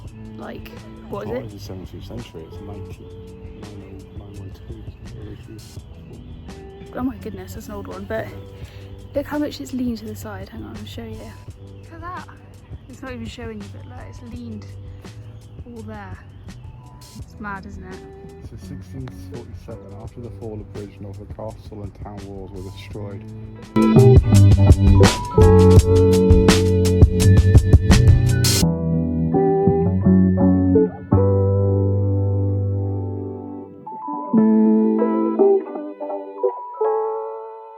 We have not long gone back from Iron Bridge in Bridgnorth. Sorry, my mind just went completely blank. I will show you the little bits and bobs that we got. Some of this is mine, some of it's Andy's, but they're books mostly. So I shall just show you straight what I got. I'm going to try and remember what bookshops I got them from. I'll start with the non-bookish items I got. It was only a little touristy thing that I got. So wherever I go, I usually always try and collect or try and get a fridge magnet. So yeah, there you go. It just says Iron Bridge, Shropshire. There you go, that's all it says. So, quite pretty. It was a really pretty place, like I said in my earlier clip, and I think I've said this before, but I'm collecting little spoons. So there's also a spoon that's got the, I don't know if it's going to show it on here, there you go. And we keep that like near our pantry, so we put spoons around there. It's the thing I'm doing at the moment. So this is one that I bought with my birthday money, and this was from the bookshop Booker, I think it's called, yeah, Booker, and this was in Bridgnorth. The Bones Beneath My Skin by TJ Klune. I really like this author. I've read this House in the Cerulean Sea. I'm sure you've heard me go on and on about that. I'm not going to keep going on about it. I don't know what it's about. All I know is it's TJ Klune. That's all I need to know. When did this come out, actually? I think this is this his most recent one? I don't think it is. Okay, 2018, but I think it got republished. So let's have a look. In the spring of 1995, Nate Cartwright is at a loose end. His parents are dead, his older brother has disowned him, and he's been fired from his job. Looking for a sense of direction, he returns to his family summer cabin in Oregon. The cabin should be empty, but it's not. Inside is a man named Alex and an extraordinary little girl who calls herself Artemis Darth Vader. There's far more to art than meets the eye, but as Nate and Alex bond over just how special she truly is, they discover that powerful forces are closing in, forces that want nothing more than to control her. Okay, so it sounds like maybe a bit of a superhero element to it, possibly. Not sure how I feel about that. Yeah, I am interested to read some of his other work, so yeah, I thought I'd get that. I was trying to be really good and not buy, I'm just gonna put this here for now, I'll sort it out later. I was trying to be really good and not buy anything that wasn't on my TBR. So this is my husband's, and it's called The Fiends in the Furrows, an anthology of folk horror. Edited by David T. Neal and Christine M. Scott, so he's really into folk horror, and I think this was from the, here we go, they've actually given us a bookmark. Iron Bridge Bookshop Book Nook. So this had new and secondhand books in. So yeah, this is the one that we both bought most of our books from. And then this is the one I got from the Book Nook shop. I think that's what it's called. Into the Water by Paula Hawkins. This is on my TBR. I do like Paula Hawkins. I think both of her books. I've read Gone Girl. No, not Gone Girl. What am I about? Oh, I can't remember what it's called. Her really famous one. Girl on the Train, that's it. And if a Slow Fire Burn, I think I gave them either 5 or 4 stars. I've heard this one isn't as good though. This was actually from a charity shop. I got Cruel to Be Kind by Kathy Glass. It's in really bad condition actually. I don't actually know how much I paid for this, but it's not in good condition. So for those of you who don't know, Kathy Glass is, she's kind of like my guilty pleasure. She's a foster carer in the UK. She writes a lot about her experiences. Each book is about each foster child that she's fostered, and she is completely anonymous. She changes names and locations, things like that. I don't know, I just like them. I find it interesting. So this is my husband's Terry Pratchett, The Third Discworld novel Equal Rights. He really likes Terry Pratchett. It's one of his favourite, if not I think his favourite author. I don't know much about this, couldn't tell you, but I'm sure those of you who are Terry Pratchett fans know about this. And then last but not least, I saved this to last, the Book Nook shop. They had some of these for about £3, I think they are. And by the way, can we just admire that wrapping paper? It's actually like a bookish wrapping paper, and it's one of those mystery books, and all it said in there is thriller, nightmare, is that traceless or faceless? I think it's traceless, memory, twisted, cold and psychological. So I thought, okay, I'll give this a go. This sounds like maybe some, I like psychological stuff, so I thought we'd open it together. So let's have a look. What did I get? Okay, After Anna by Alex Lake. That's what it looks like. The girl is missing, 5 years old, taken from outside her school. She has vanished, traceless. The police are at a loss. Her parents are beyond grief. Their daughter is lost forever. Pap's dead, Pap's enslaved. But the biggest mystery is yet to come. 1 week after she was abducted, Anna is returned. She has no memory of where she's been. And this, for her mother, is just the beginning of the nightmare. Okay, I'm going to be honest. I don't like missing child trope in thrillers, in anything, but especially in thrillers. I've read so many that I'm over it, so I don't know if I'm going to read this. I'm going to have to look at reviews. I don't do missing child trope, and it's quite a long one. It's nearly 400 pages. Not overly pleased with that, but you know, I'm not going to blame the book company, the bookshop because, you know, you go in blind, don't you? That's the whole point. I'm not sure if I'm going to actually keep this, but we'll see. Like I said, I'll look it up. I'll look into it. So that's it. For the rest of today, that's it. I'm just going to be chilling, hopefully start my book, my new book Sour Rot, which I'm going to be reading on my Kindle, and then I think that's it for the rest of today really. Like I said, just chilling. Tomorrow I'm going to get up early-ish to go on my morning run, and we've got a food shop to collect, and then that's it really. And then Saturday and Sunday we're free, and then Monday I'm free, and then I go back to work Tuesday, but I'm working from home. But yeah, I got to really lock in. Hello, it is day 17, and yesterday I started reading Sour Rot by Lily A. Grace, and I'm 25% through. I'm going to DNF it. So I think I'm on, is it book 6? So I'm not going to count this one. I'm only going to count the ones I've read. I'm doing really bad at this. But you know, it's just a bit of fun. I'm hoping I can at least get to 20 books. Let's talk about it. So spoiler free. So this came out earlier this year actually. So this is quite a recent read for me. And it's classed as like a gothic romance, but it's kind of spicy as well. Now I put this on my TBR because I thought this sounds right up my alley, because it's got age gap. She's 21, he's 40 I think, and it's set in modern times, but the authors wrote it like so it could almost be quite timeless. It's almost like Victorian style. I don't know if that's making sense, but yeah, she's tried to kind of, and she said in the beginning, the author's note said that she's tried to kind of do it like that, but she's had to set it in modern world. But anyway, it's about this girl who's 21, or she's 22, I can't remember. She is called Grace. She lives on a farm. Her mother's recently died, and the farm that she lives on is very small, but it's dilapidated, like it's in really bad condition, like really poor condition. She's on her own. She lives on her own since her mum died. She has an opportunity to go and work as a funeral apprentice. I don't know what you call it, like a funeral director's apprentice type thing in London. So something happens, I'm not going to say what it is because it's a bit of a spoiler, but something else happens which really makes her think, right, I'm going to just take this, because the person that told her about this is like one of the neighbours, was like, oh, this guy's looking for something, like he's looking for someone very particular. That's all she keeps hearing is like, and this woman's like, it's you, like it's clearly you, and maybe later on they say what that is. But it's just, they keep saying that, like someone very particular. Now, bearing in mind she has little to no experience with working with the dead. I mean, the only thing, I guess maybe more than the average person, because she said that she deals with obviously working on a farm with animals. You know, death of animals is quite frequent, so she deals with that a lot. So I suppose, but it's a little bit different dealing with humans, isn't it, than it is with animals. And she meets the funeral director called Nicholas, who's 40, and I keep saying that because that's relevant, I'll tell you why. And yeah, it kind of goes from there, and it's clear that they're kind of gonna be a love thing, like it's clear. And she takes up board there, so she, you know, he pays her, but like she lives there basically, where he pays her, and you know, all the rest of it, to be an apprentice. Again, I'm not going to say too many spoilers. I'm only going to say that one of the reasons why he kind of feels this attraction towards us. So, I mean, so to say that I think there are other reasons, but one of that is to do with she looks exactly like his his fiance. Now, his fiance was called Louisa, and she was the same age as her, and apparently they look just alike. and she died. The reason I DNF'd it, and the reason I keep saying about the ages, is because that is something that's annoying me like how. The author keeps going on and banging on about the fact that she's only 21, or she's 22, I can't remember. I think she might be 22 actually, she's only 22, and oh, isn't she so fragile, and isn't she so young, and Nicholas, or Nick, whatever, is 40, and like it keeps getting brought up to the point it's nearly on every page. It's like, okay, we get it, there's an age gap relationship. I don't like it when authors do this thing where they do a lot of telling but not showing. I've got a big thing about that, and this is all the way through. It is giving gothic vibes, but it's so like on the nose about it. It's just, obviously, as you can probably tell, it's just not working for me. Now, I believe this is the author's debut. I believe this is self-published. I'm just not gelling with it, and I have tried. I've got to 25%, like I said.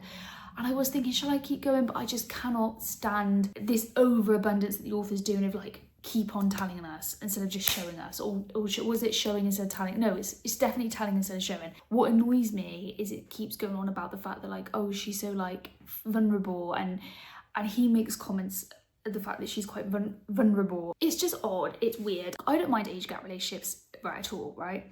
Don't really mind it doesn't bother me, unless they're a minor, then I have a bit of a problem with it, obviously. But in like real life, but in my fiction, I'm fine with it. Like, I don't know, age gap is, I feel like I could do a whole separate video on this.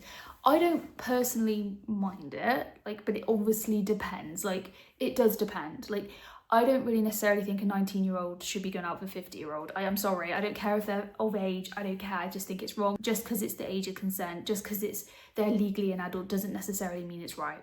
Ethically, morally, all the rest of it.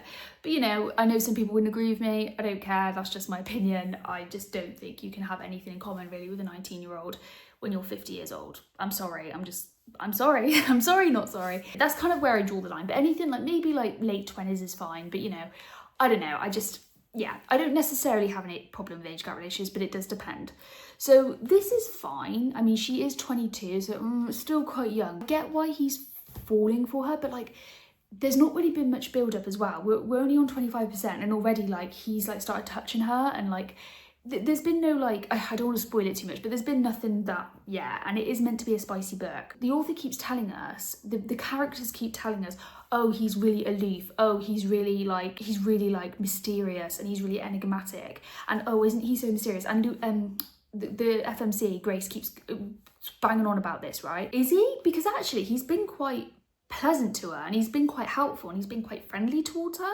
I haven't seen any of this, and yet we're told this constantly by the characters, and maybe that's the whole point, because now she's on the scene, he's nice or whatever. I don't know, I'm not buying it, I think is what I'm trying to say, which is such a shame, because I feel like this premise is actually really interesting. I feel like they've just got the wrong author for it, because this is something that would totally be up my street, but the writing's just not great. And I wish the author would stick to either setting it in the modern day or setting it in Victorian time. She clearly wants to set it in Victorian time, but for some reason isn't doing that for whatever reason. I don't know. I'll have to go back and look at the author's note. I can't be bothered though, I probably won't. It's a shame, because like I said, the premise is something I would go for. It's doing something different. It isn't just giving us age gap, eat your heart out, which is fine if you like that. It's giving us age gap, but there's kind of a reason for it, and there's kind of like stuff going on in their background, and there's interesting characters, but it's just like, yeah, I think I'm just very disappointed with this book, because I really thought I was going to love this. So yeah, now I'm back home. If you notice, I'm like, right, no, I haven't got patience for this. I have my jar, so let's choose together. And I have no idea how long this vlog's going to be. It's going to at least be over an hour, isn't it? Maybe 2 hours. Let me know, like, do you prefer a shorter vlog, longer vlog? Personally, I love watching people who do like hour-long vlogs, and some people are like, oh, I can't stand that, but I'm like, no, I love it. I love long YouTube videos, because I feel like this is what YouTube is for, isn't it? I feel like it's for the long form content. The Woman Who Lied by Claire Douglas. I think I actually have the physical of this. And I'm not gonna lie to you guys, this is a thriller book. I'm not in the mood for a thriller book, I'm not. I've read one good book from Claire Douglas and the rest haven't been great. Maybe this is cheating, but I am not doing missing child trope. If it's, I don't think it is this, is it the woman that went missing? The Woman Who Lied. Okay, that might be fine. But if it's about anyone being missing, especially children, I can't be dealing with it, because I've read too many and it's not my thing. If it's a domestic thriller, I'm not going to read it. So bear with me, I am going to check. It is a little later in the afternoon, and I've reached just over 20% of the way through this book, The Woman Who Lied by Claire Douglas. I'm on chapter 16. What do I think of it so far? It's okay, actually. It's okay so far. It's kept my interest. It's not a missing child trope. So this is about a woman who lives with her family. She's got 2 kids. I think one's 15. I think one's younger, like 5, 6 maybe. And she lives in London with her husband. And she is a crime writer, so she writes a series of detective crime books, and she's coming to the end of this series and she wants to kill the detective off in her series. So the author in this book, she has got a stalker, and the stalker seems to be following the book series, if that makes sense. So he's acting like the serial killer in this book series that she's writing. Claire Douglas's books have always just been okay. I think there was, like I said, I think I said this in an earlier clip, I think there's only been one that I really liked. I think I gave it a 4 or 5 star, and don't ask me what it is, I can't remember. I don't feel the need to DNF it. I am vaguely interested, but I do predict a 3 star for this. The writing's okay, it's nothing spectacular. We obviously don't know anything about this person, and when we do, obviously I won't reveal it, don't worry. I try and keep this as spoiler free as possible. Oh, I've actually never seen a picture of Claire Douglas before. She's getting a picture in now. Does anybody else, if you've got these kind of covers of Claire Douglas, all her books look exactly the same? Like, I don't know if you can see it there. Is this going to focus? Hang on. Why is that? It's so confusing. I think a lot of other people I've noticed on booktube and stuff have complained about this, because all her books look so similar and I'm confused as to which ones I've read. There's not really a lot to say, but I thought I'd update you because I have read a little bit more of this book. So day 18, and I have finished my 7th book, The Woman Who Lied by, of course, Claire Douglas. Now, I did actually film a clip of me saying how I felt about this, everything. I filmed it and then I deleted it. I thought I'm going to start again later because I felt like it made little to no sense what I said. So I'll start again. I think I did mention this in my other clip, but just to recap, this is about a woman called Amelia. She has a family and they live in London, and she's a crime writer, and she writes a series of crime books centered around a character called D.I. Moody or something or other. She wants it to end. She doesn't want to carry on the series anymore, so she wants to kill her off. And things start happening in her life that mirror this. She has a stalker. There's a bit of a whodunit because somebody, I'm not going to say who, but somebody close to her dies. Amelia, not the detective. And it mirrors what's happening in this book. Now, her last book, she has produced a manuscript, so it's not out yet. And only a few people have read the manuscript, including obviously her editor and stuff. But family and friends have read the manuscript to get their feedback and all the rest of it. So she does suspect that only people who've read the last one could have known what was happening and therefore could only repeat it. So that's kind of where it goes. There is a bit of a whodunit. I gave this 3 stars, which, as you know by now if you've watched my channel, it's very average rating, and I give it a very average 3 stars, just very middle of the road. The very last kind of, like, I'd say maybe 10% of it was getting a little bit silly because without spoiling it, something happens where the character keeps going on like a 360 of like who done it. So just when you think it's this person, she like goes, oh, it's you that's done it.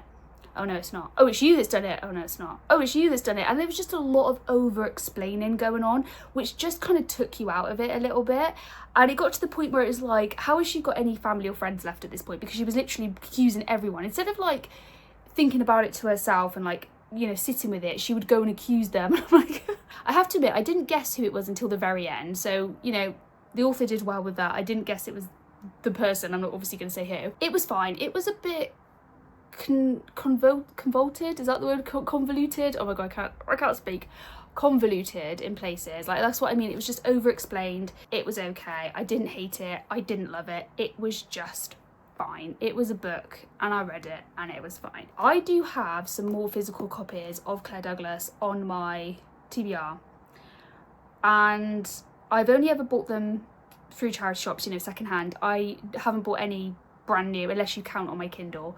So I am thinking whether to unhaul this. I'm not going to do it straight away. I'm going to have a think about it because I can't remember, like I said in my earlier clips, I have read one book from it which I gave a 4 or 5 stars to, and I can't remember which one that was, but all the rest of them have been 3 stars. Yeah, I am seriously debating whether to carry Claire on. I don't know, because like I said, I always just feel like about her, and I don't want authors or books that make me just go It is okay. I just feel like it's a bit of a waste of time. 3-star is weird because I feel personally it's a bit of a waste of time. I didn't hate it though, I didn't, and it was mildly interesting. It did keep my attention, hence the 3-star rating. But she's very up and down, I find, as a writer. I just don't want mediocre books anymore, and if I'm being honest, so far on this vlog I'm not doing very well. That I think they've mostly been 3 stars because I've got my TBR jar here and I'm thinking, do I mood read? Do I reread? I have a book that I need to do. Forget this.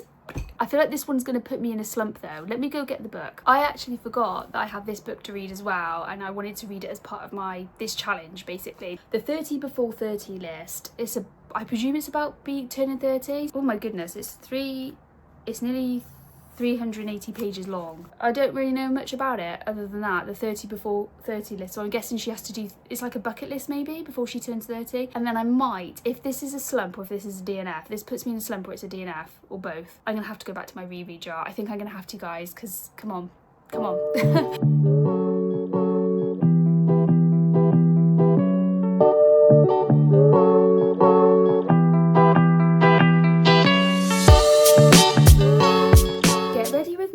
While I do my makeup and we talk about this book.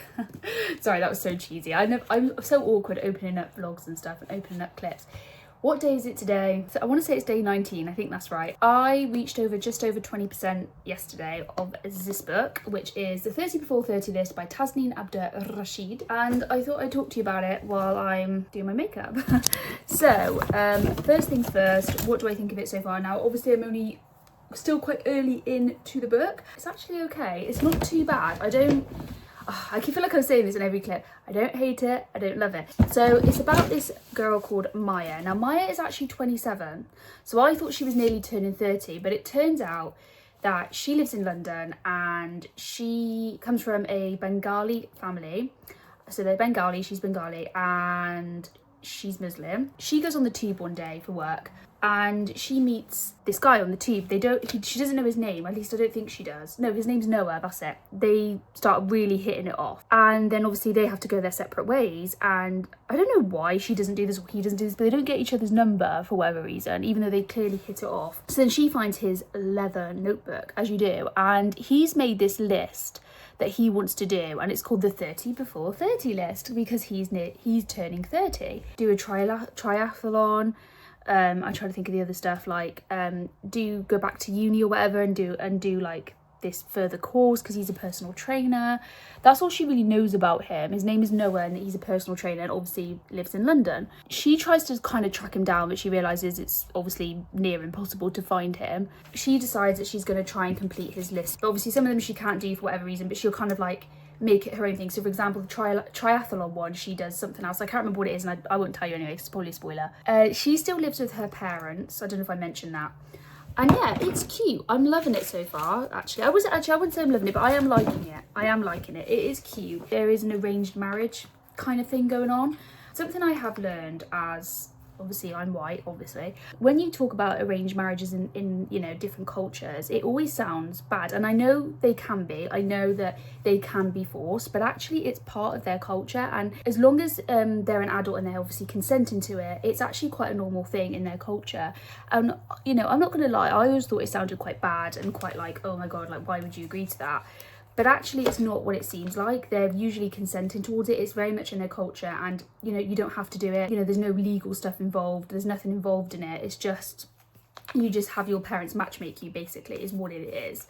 So yeah, I've read a few books now where that's been more explained to me. To me, it does seem a little bit out there, but you have to remember that obviously it's not my culture. So it's really out there for me. But when it's been explained to me in the way it has through these authors, I'm like, okay, I get it. And this is why it's so important to have just, you know, to read from non-white authors about their culture, about things they do, because in the media and stuff, it's so misconstrued and, you know, it sounds worse than what it is. It's explained a lot better than what I could. But yeah, so I am liking that side of it. So she's doing that now because she realises, you know, she's nearly 30. She has quite a mundane life. And like, I think we all get to that point. I got to that point when I was about that age in my late 20s where I was like, oh my God, you know, like what am I doing with my life? And most of us are going to live very boring lives, right? You're going to have a boring job. You're going to be doing the same thing pretty much every day. If you're lucky, some of us might go on holiday quite a lot, but for the most part, we're going to live boring lives. And I think people just need to realise that you are boring. Nobody cares. I'm sorry. I'm a very cynical person if you haven't already noticed, but it's like, I get it though. I get that when you reach certain ages, you're like, oh shit, because all of a sudden you panic and think, am I doing like what I want to do in life? You know, I haven't got very long. Like, I do get it. I do. But it's like, I've had it. We've all had it. But just know that everyone else is boring. I'm one of those people that I don't believe that everyone's here to make it big. Not everyone can be doctors. Not everyone can be, you know, management. Some people need to just be cleaners. Some people need to be bin cleaners, and that's absolutely fine as long as you're treated fairly and all the rest of it, blah blah blah blah blah. You know what I'm trying to say. That's fine. Not everyone's here to make it big. Some people are just here to experience life, the ups and the downs and everything in between. You know, I think social media has a big part to play in that, unfortunately, and society, a bit of both. But anyway, that's my rant.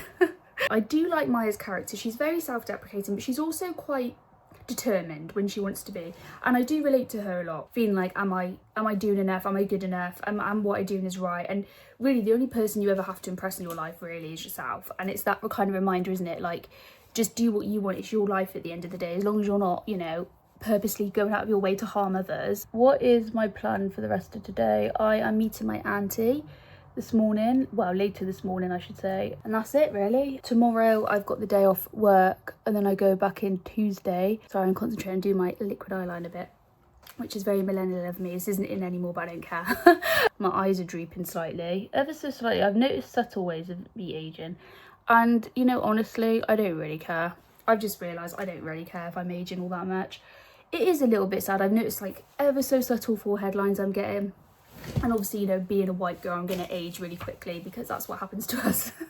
That's why you see white people getting Botox like 25 and stuff, and probably even earlier. So I just went into like 3 different subjects then. I think I said this in my earlier clip. It's, what is it? It's like nearly 380 pages. I don't know if it needs to be that long, but I guess she's completing the 30 things before she turns 30. But also, I don't really get why she's completing it, because she's only 27. Like, she's not 29. You've got a few years yet, love. Do you know what I mean? Like, calm down. My husband just gave me my cup of tea. I'm going to do a bit of reading this morning, and then my auntie's going to be here, so I shall hang out with her, and I shall see you in the next clip, baby.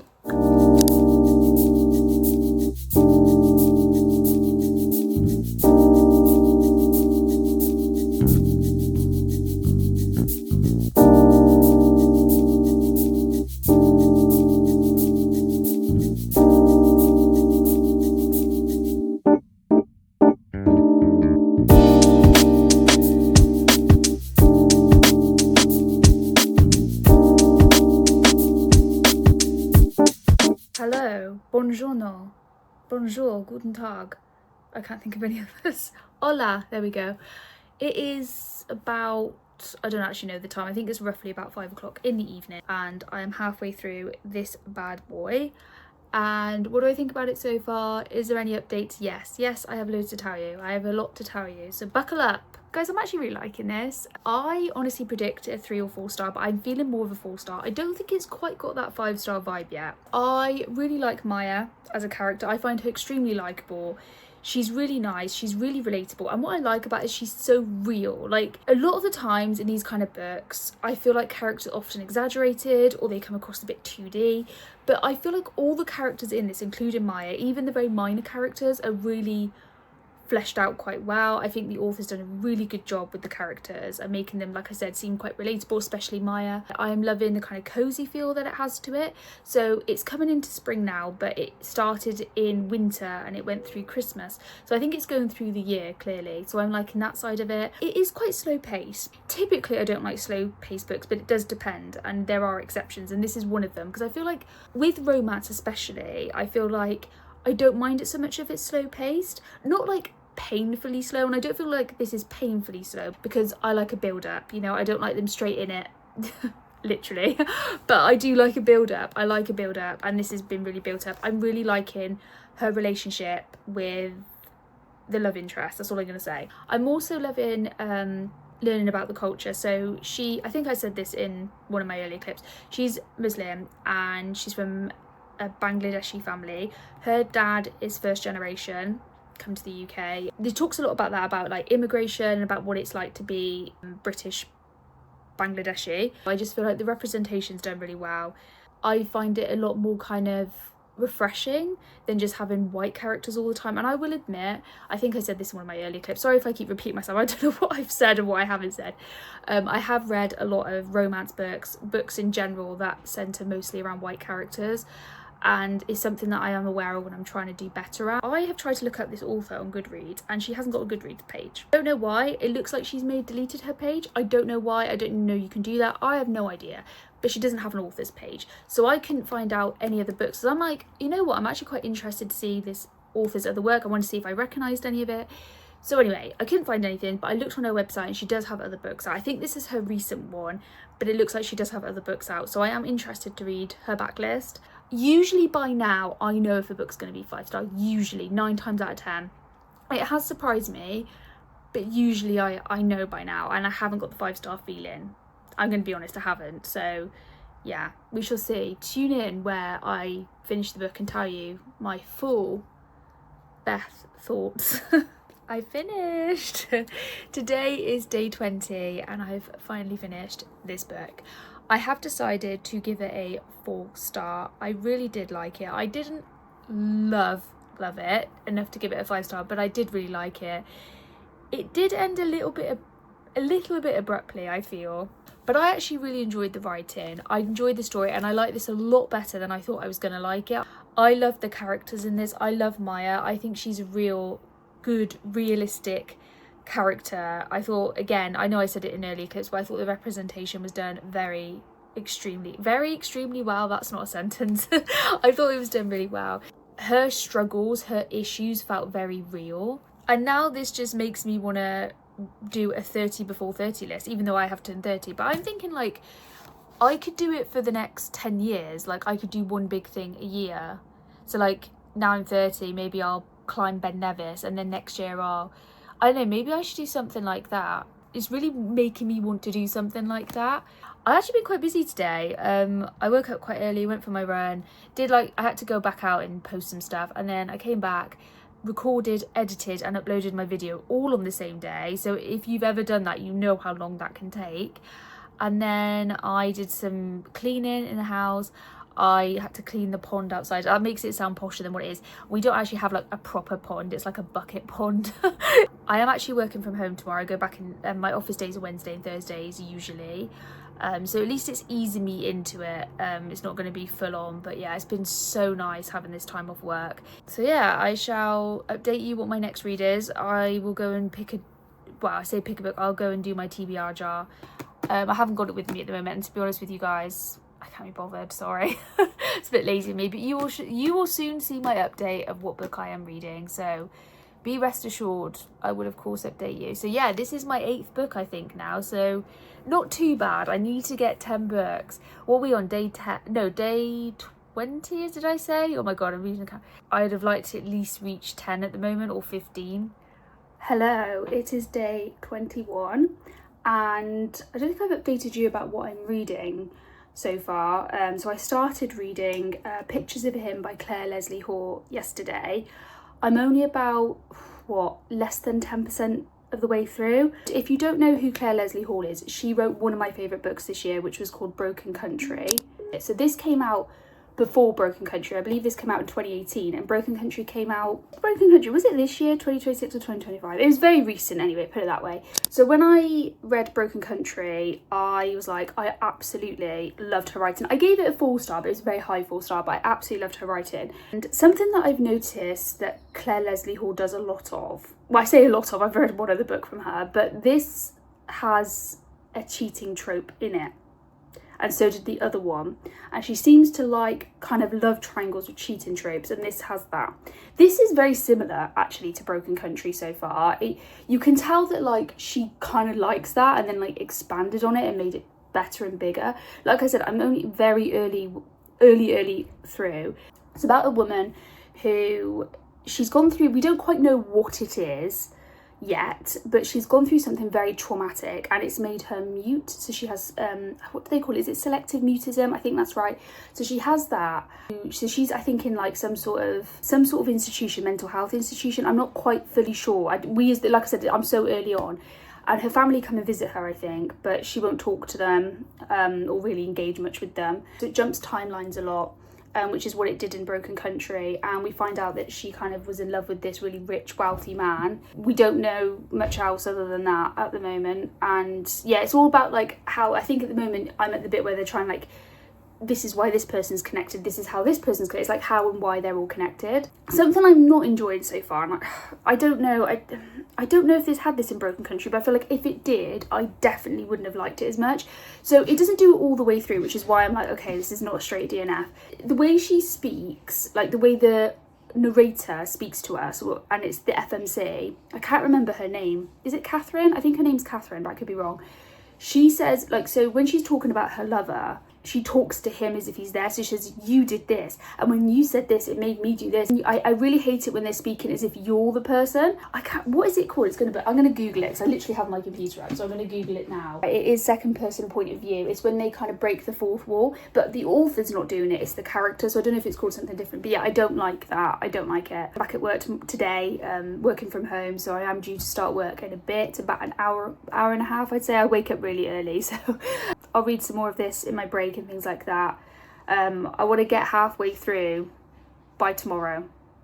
I'm going to be honest with you guys, it's the 21st of July today. Guys, I've got nine days left. There's no way. I didn't realise actually it was that close. There's no way I'm going to read 30 books by then. In some ways, I'm kind of glad the vlog's ending though, because there's going to be a lot of editing with this. I regret not doing it in 2 parts. I think next time I will definitely do it in 2 parts, unless I have lots of demand otherwise. Anyway, I'm rabbiting on. I shall see you in the next update. I am 17% of the way through. I don't like it. And this feels so weird because, like I said in my earlier clip, I have read from this author before. One of my favourite books so far this year. And this is just not it. It's just not, I'm just bored. And I just find that I just don't really care about the relationship drama. I don't know what it is. I don't know. I can't put my finger on it, but I just feel like I just don't care. Oh, it's going to be a DNF, but I'm going to have to start being strict because obviously I haven't got very long now. I've only got next weekend. No, next Thursday. It's Tuesday now as I'm filming this. I've only got till Thursday next week. I think that's right. Thursday or Friday next week. I did just read some more today of this book. I don't know if I just said this, but yeah, I'm not feeling it. I just don't care. I find I just don't care. Okay, we have Road Ends by Mary Lawson. I don't know what that is. I have no idea. It sounds maybe like a thriller, but Mary Lawson, what is that? Road Ends. Maybe it's some sort of memoir or non-fiction, which is the same thing, what I'm on about, but I don't know what that is. Please do tell me though. Tell me, is it worth reading? I'll keep it on my Kindle for now, but I need you guys to tell me if you've read it. Please do comment, because it could just be me. I'm not going to give up on the author though. I will possibly read this again at some point, or I will, or rather continue, or I will read some of her other works. I've not given up, not yet. It's day 22 and I do, in fact, have a reading update for you. So yesterday I got up to 25% of the way through The Road, I think it's called. I'll put it here anyway. It is extremely, well, I wouldn't say extremely, but it is very slow paced. I keep saying like, oh, I don't like slow paced. I think it just depends. I don't like extremely slow paced, but again, it depends. I think if it's cozy book, I think if it's romance, I don't mind it so much, but I've noticed maybe in thrillers and stuff, I don't like it slow paced. So it's set in 1960s Canada, and we have a family. Now there's a mum, dad, and there's about, oh gosh, is it 5 brothers, varying ages, and one older sister. The older sister pretty much does everything around the house. Like, she looks after the boys, she does the cooking, the cleaning, and once she reaches the age, I think she's about 21, she says, right, I've enough of this, I want to go and move to England. And they're like, well, why do you want to do that? I love you all, but I can't do this for the rest of my life. And you know what? Fair enough. I think that's pretty fair. From the sounds of it, I think her mum, obviously back then it wasn't really a known thing, but I think her mum has postnatal depression. That's kind of where we are in the story. It has multiple POVs. So I think we've got the dad, actually. obviously Megan and I think one of the older brothers. So they're all kind of like weirdly estranged from each other, but they kind of notice Megan's absence when she leaves. Like, it kind of falls apart, and it's just kind of seeing that play out. And yeah, it is very interesting actually. Like, although it sounds quite boring, and when I feel like I'm not really selling it, it's weirdly kind of intriguing at the same time because I want to find out what happens with Megan. I am back in the office today for the first time in a while. I'm a little bit anxious about it. Coming back working from home is different to actually being in the office. I think if you know what I mean, you know, if you've had to do that. So yeah, I haven't been in the office for a while. I'm a little bit anxious. I mean, it'll be fine. I know it'll be fine.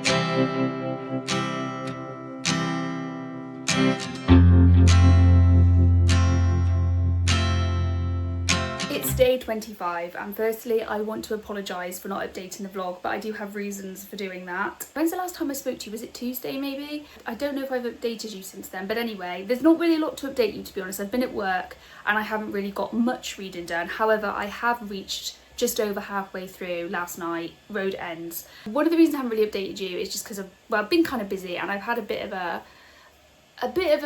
stressful time at work. Nothing major, I'm fine, everything's fine. It's just, you know when you have a bit of a shit day basically, and the last thing on my mind anyway is I don't always want to read. I know for some people that's the thing they like to do, but for me, I just like to just numb my mind. Moving on from that, what am I thinking of the book? The book is great, I am loving it. What can I tell you about this book? Not a lot, because honestly, not a lot is happening. But I don't mind that. Normally that's a DNF for me. Normally I get bored by this point, but it's so slow paced. But I'm interested. I'm interested in all the characters, and this author's doing such a good job of really like fleshing out these characters, but also like, again, I don't feel myself being bored at all, and I feel like I should be, but I'm not. I feel like there is little things that are building up now. I don't think this is going to be a 5-star, if I'm being honest. I predicted 3 or 4 stars. I don't know if I just said that. What am I on? This is my 9th book, I think. It's highly unlikely I'm going to read whatever amount of books I need to read to reach my goal. I would like to read at least 2 more books before Thursday. I think it's possible. I need to film a video at some point this weekend, and then tomorrow, Sunday, we actually haven't got anything to do, so we're just going to chill out, and that's when I'm hoping to get a bit more reading done. I'm hoping to at least reach about 12 books, but we'll see. I would have liked to got to 20, but it is what it is.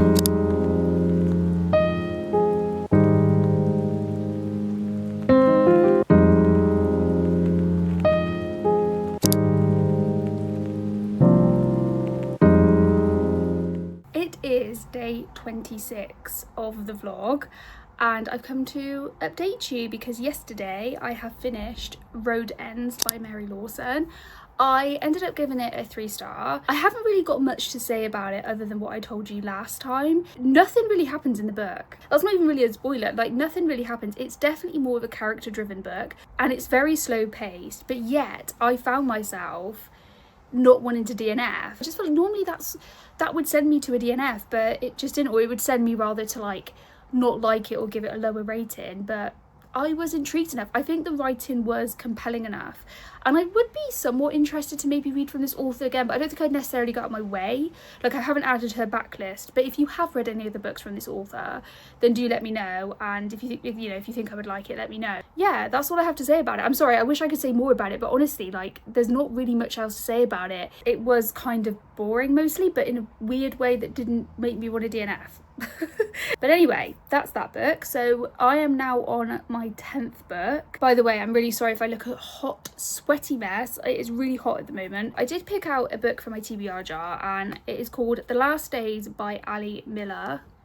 There it is there. It is a memoir. It says an extraordinary story of the one's woman fight for freedom. I read a quick blurb of it, and I think it's about a woman who was a Jehovah's Witness. So she's an ex-Jehovah's Witness, her and her family, and I think she managed to get out. I love a good memoir. I love hearing about people who have had interesting lives, who have experienced things. I just love a good memoir. I think it's a very underrated book genre. I think I added this on my TBR because I don't think I've ever said this on my channel, but my dad used to be a Jehovah's Witness. Now, I know I said, if you listen to any of my earlier clips, I said that I'm estranged from my dad. I have no contact with him. He's not a Jehovah's Witness when I was growing up. We weren't Jehovah's Witnesses, but my dad did come from a Jehovah's Witness background, but he gave it up before he met my mum and all the rest of it, so blah blah blah. I think I wanted to read more about it because he never really talked about it, and everything I know about my dad being a Jehovah's Witness was through my mum. He never really talked about it. It wasn't something I really asked him about. You could tell he just didn't really want to talk about it, which, you know, I kind of get why, because, you know, it's awkward and a lot of his family didn't really speak to him after, so I kind of understand my dad not really wanting to speak about it. Yeah, it is what it is, but I wanted to learn a bit more about it and what it was like, so that's kind of why maybe I added this to my TBR. Yeah, because even though me and my dad are estranged, I would love to have this kind of conversation with him about it, and I think it would also help him. Obviously it's not going to happen, and even if we were still in contact, I don't think he'd really want to talk to me about it. I just wanted to read more about it because, you know, it's where my dad comes from, really, so, and I don't know much about it. I don't know, maybe it's a way of me trying to understand my dad. Again, this has turned into a therapy session, I'll stop there. I thought this isn't strictly book related, but we started watching a TV series, me and Andy, a mini series called Dope Sick. It is actually based on a book. It is a true story, it's a real thing that happened. It's about the oh my god, I can't pronounce this, so please bear with me. It is the opioid crisis in America. America went through a big opioid crisis. So if you don't know what that is, it's pain relief, but people were becoming addicted to it because they were overprescribing. Doctors were overprescribing, so they became addicted to it and very reliant on it. We've only reached about 2 or 3 episodes in, and oh my god, it is so good. It's only a mini series, so it's not like it goes on and on. If you get a chance, please do go watch it. It is so good. It tells the point of view from a patient, from a doctor, from the salespeople trying to sell it, from the people, you know, the pharmaceutical companies that were trying to make it. You get all these different POVs and how they're all kind of linked. Today I haven't done any reading, like, I don't know if I mentioned, but I just started this. I haven't actually read any of it yet. I have filmed and edited a YouTube video today, and obviously by the time this comes out, this will have gone out, so that video would have gone out. So I've done that. Cooked lunch today. We had like a chicken, it's called a Somerset chicken, so I did that. So yeah, I'm feeling quite accomplished. I just haven't read anything today, and let's be honest guys, let's be honest, I've got what, 4 days. We know I'm not gonna read 30 books in that time. It's not gonna happen. But I'm hoping I finish 2 books by then. This one and 2 others. I'm hoping 12. 12 is kind of a good one. I think July tends to be one of the busiest months for me in the year, because obviously it's my birthday. This one was quite a big one. We went on holiday. There's been a lot going on. And then obviously December is usually my busy month as well, because obviously Christmas and yeah, anyway. So I'm not going to list all the reasons, but yeah, it's been difficult trying to do this. I'm really sorry guys. I'm really sorry. Probably most of you have given up watching by now, and I don't blame you. In the heat as well. The heat definitely affects my reading because I'm just so tired. It makes me tired, it makes me hot, and it makes me all sweaty, and I just can't get comfortable. Hopefully I will finish it relatively quickly. I might even finish it tonight. No, let's be honest, I won't finish it tonight.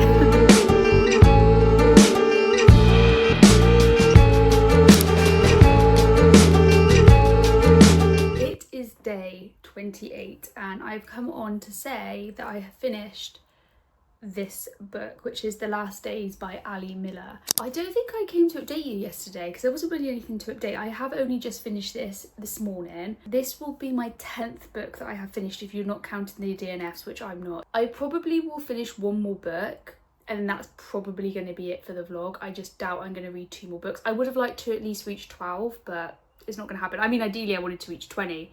Ideally I wanted to reach 30, but I have to be realistic. It is Tuesday today. I've got till Thursday. It's highly unlikely I'm going to finish. Well, obviously not going to finish the books, but I'm not going to finish 2 books. It depends. It depends how short they are, but I just don't think it's going to happen. So when I last talked to you, I think I don't think I'd even started it, had I? I'll just briefly recap. This is a memoir about someone who was a woman, rather, who was an ex-Jehovah's Witness, and she lived in, I don't know if she still lives there, but she lived in Scotland. I was speaking a lot about this book to my husband because I said in my previous clip, my dad was an ex-Jehovah's Witness. Now, we didn't grow up with it. We had nothing to do with it. My dad had left. I am estranged from my dad. I have no contact with him. I found this book triggering, and I was getting a little bit triggered by it because, and I didn't expect that. But then I was kind of like, well, now I think about it, of course that was going to trigger me a little bit, like, duh. Like, I don't know, but even though I have nothing to do with that religion, if you want to call it that, it is weird how it was kind of bringing some things up that I could recognise in my dad. I kind of don't want to talk about my dad's experience too much because firstly, I don't know all that much. My dad didn't really talk about it to me. The only stuff I got was through my mum. And secondly, it's not really my story to tell. And thirdly, it is quite private. I feel like this woman was quite brave in talking about her experience and like kind of the aftermath of leaving it and how that makes you feel. And there was a lot of quotes in here that I felt I could relate to. And I don't hear a lot about people like me who like had a family member that was in it or someone they know that they were very close to and they have nothing to do with it anymore, but how it still affects them. And especially if you live in the same household.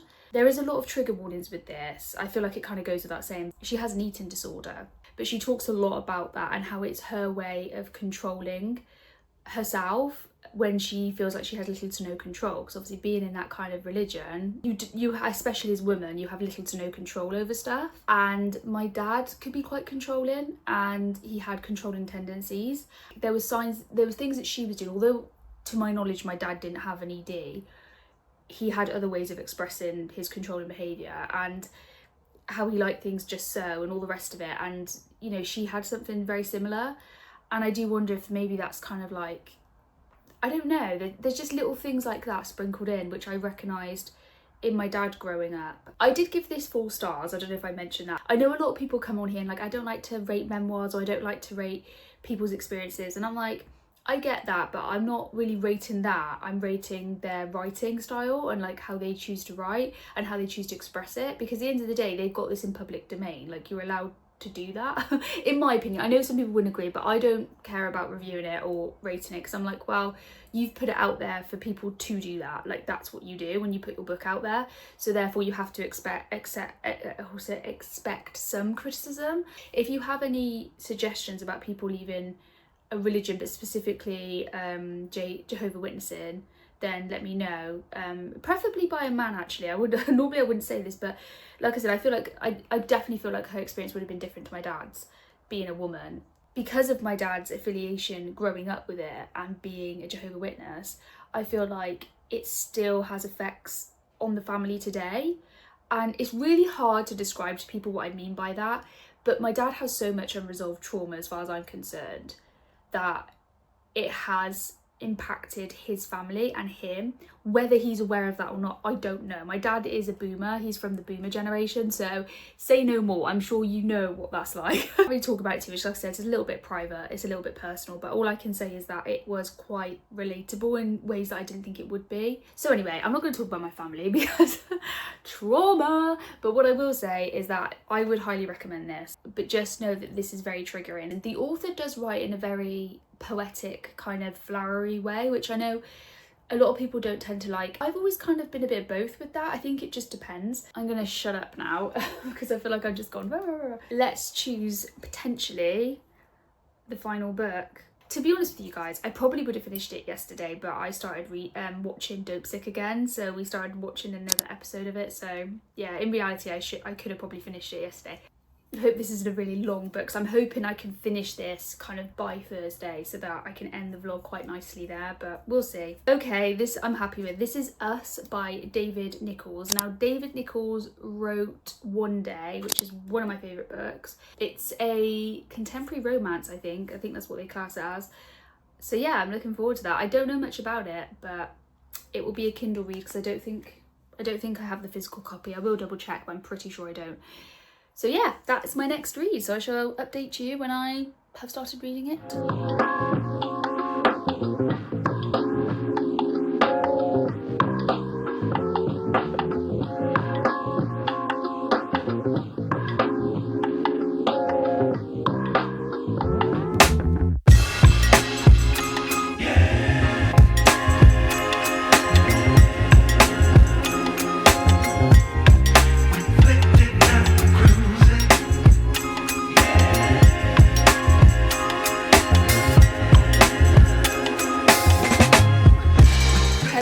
Today is day 29 and I have just reached halfway through of this book. What am I thinking of it? I'm actually quite liking it so far. It is quite slow paced, or I'd say maybe medium paced, but it's about 2 people, Connie and Douglas.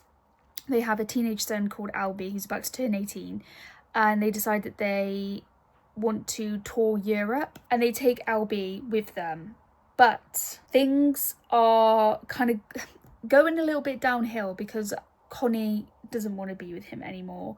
They are separating. They're looking to separate, but they still want to go ahead and do this grand tour of Europe because Albie's going with them, their son, so they kind of want to do it for that, really. And that's all I'm going to say. But things are happening that didn't quite go to plan. Now, Douglas is the type of guy who is he's quite a perfectionist. Now, his job, he's a biochemist or something like that.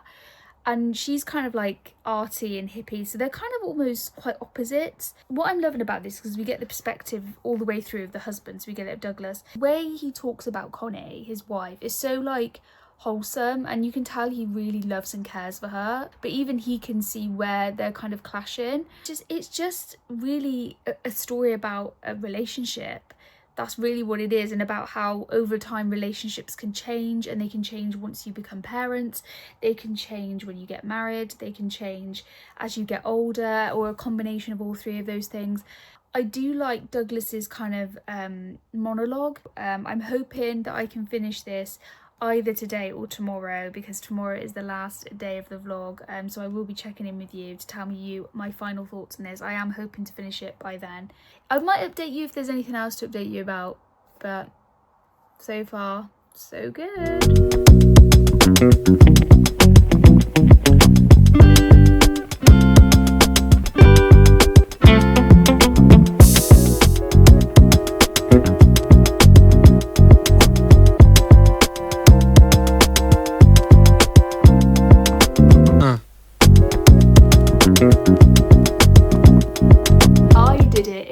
Day 30. I'm coming on here to close the vlog. I have finished Us by David Nichols. I ended up giving it a 3-star, and I feel like I've said this in every video review. Can you say it with me? I didn't hate it, I didn't love it, it was just fine. I did say in my other clip, but I will just briefly recap. It's about a couple. They go on a tour of Europe, and I say it like that because it's kind of stuff happens with their son, their 18-year-old son, and stuff happens, and they're not particularly happy with each other because Connie, his wife, decides before that she wants to break up with him. There's loads of stuff that does happen in this. Obviously, it's a lot more nuanced than what I'm saying. I do felt like it was very slow paced, and I do felt like it went on a lot longer than I would have liked. Just one of those books that like I'm probably going to forget about in a couple of months or even a couple of weeks, or you know, it's not one that I don't think is going to stay with me. Douglas is a very kind of interesting character in that I could quite relate to him, but at the same time I really couldn't. It was very much like there were aspects of him I could completely relate to, and then other bits where he was quite difficult, let's just say that. And he's a very grey personality. Like, yeah, there's definitely things about him that I think people could love and hate about him quite equally. It really was just okay. I did like the writing. It was very short chapters. It wasn't even really chapters, it was more like sections. And there we go, that's all there is to say about it, really. There we are. So I've gone through my stats quickly. I actually only DNF'd 2 books, and I have read 11 books out of 30. At least I got over the 10 mark, but ideally I would have really liked to at least reach 20, but it happened, you know. It was just a bit of fun, as I keep saying, and I'm glad I did it. It's in celebration of me, of course, turning 30, entering my 30s. I'm just sad that I didn't get a 5-star. I really wanted a 5-star, but it is what it is. If you have watched until now, firstly, thank you so much. I don't actually expect anyone to watch it this long, because if you have, maybe I'll hand you a prize, I don't know. If you have watched this far, please leave me a birthday present, you know, the present emoji. Leave me that just so I know that you're the real one. I feel like you've got to know me as a person a little bit as well. I opened up about some stuff. I've talked to you about my reading. I've shared what I've thought. And yeah, I do like doing these vlogs, but you know, I've never done it for this long, this intensely, but I have enjoyed it, and I'd be lying if I said I didn't. So thank you so much, and I shall see you as always in the next video. Thank you.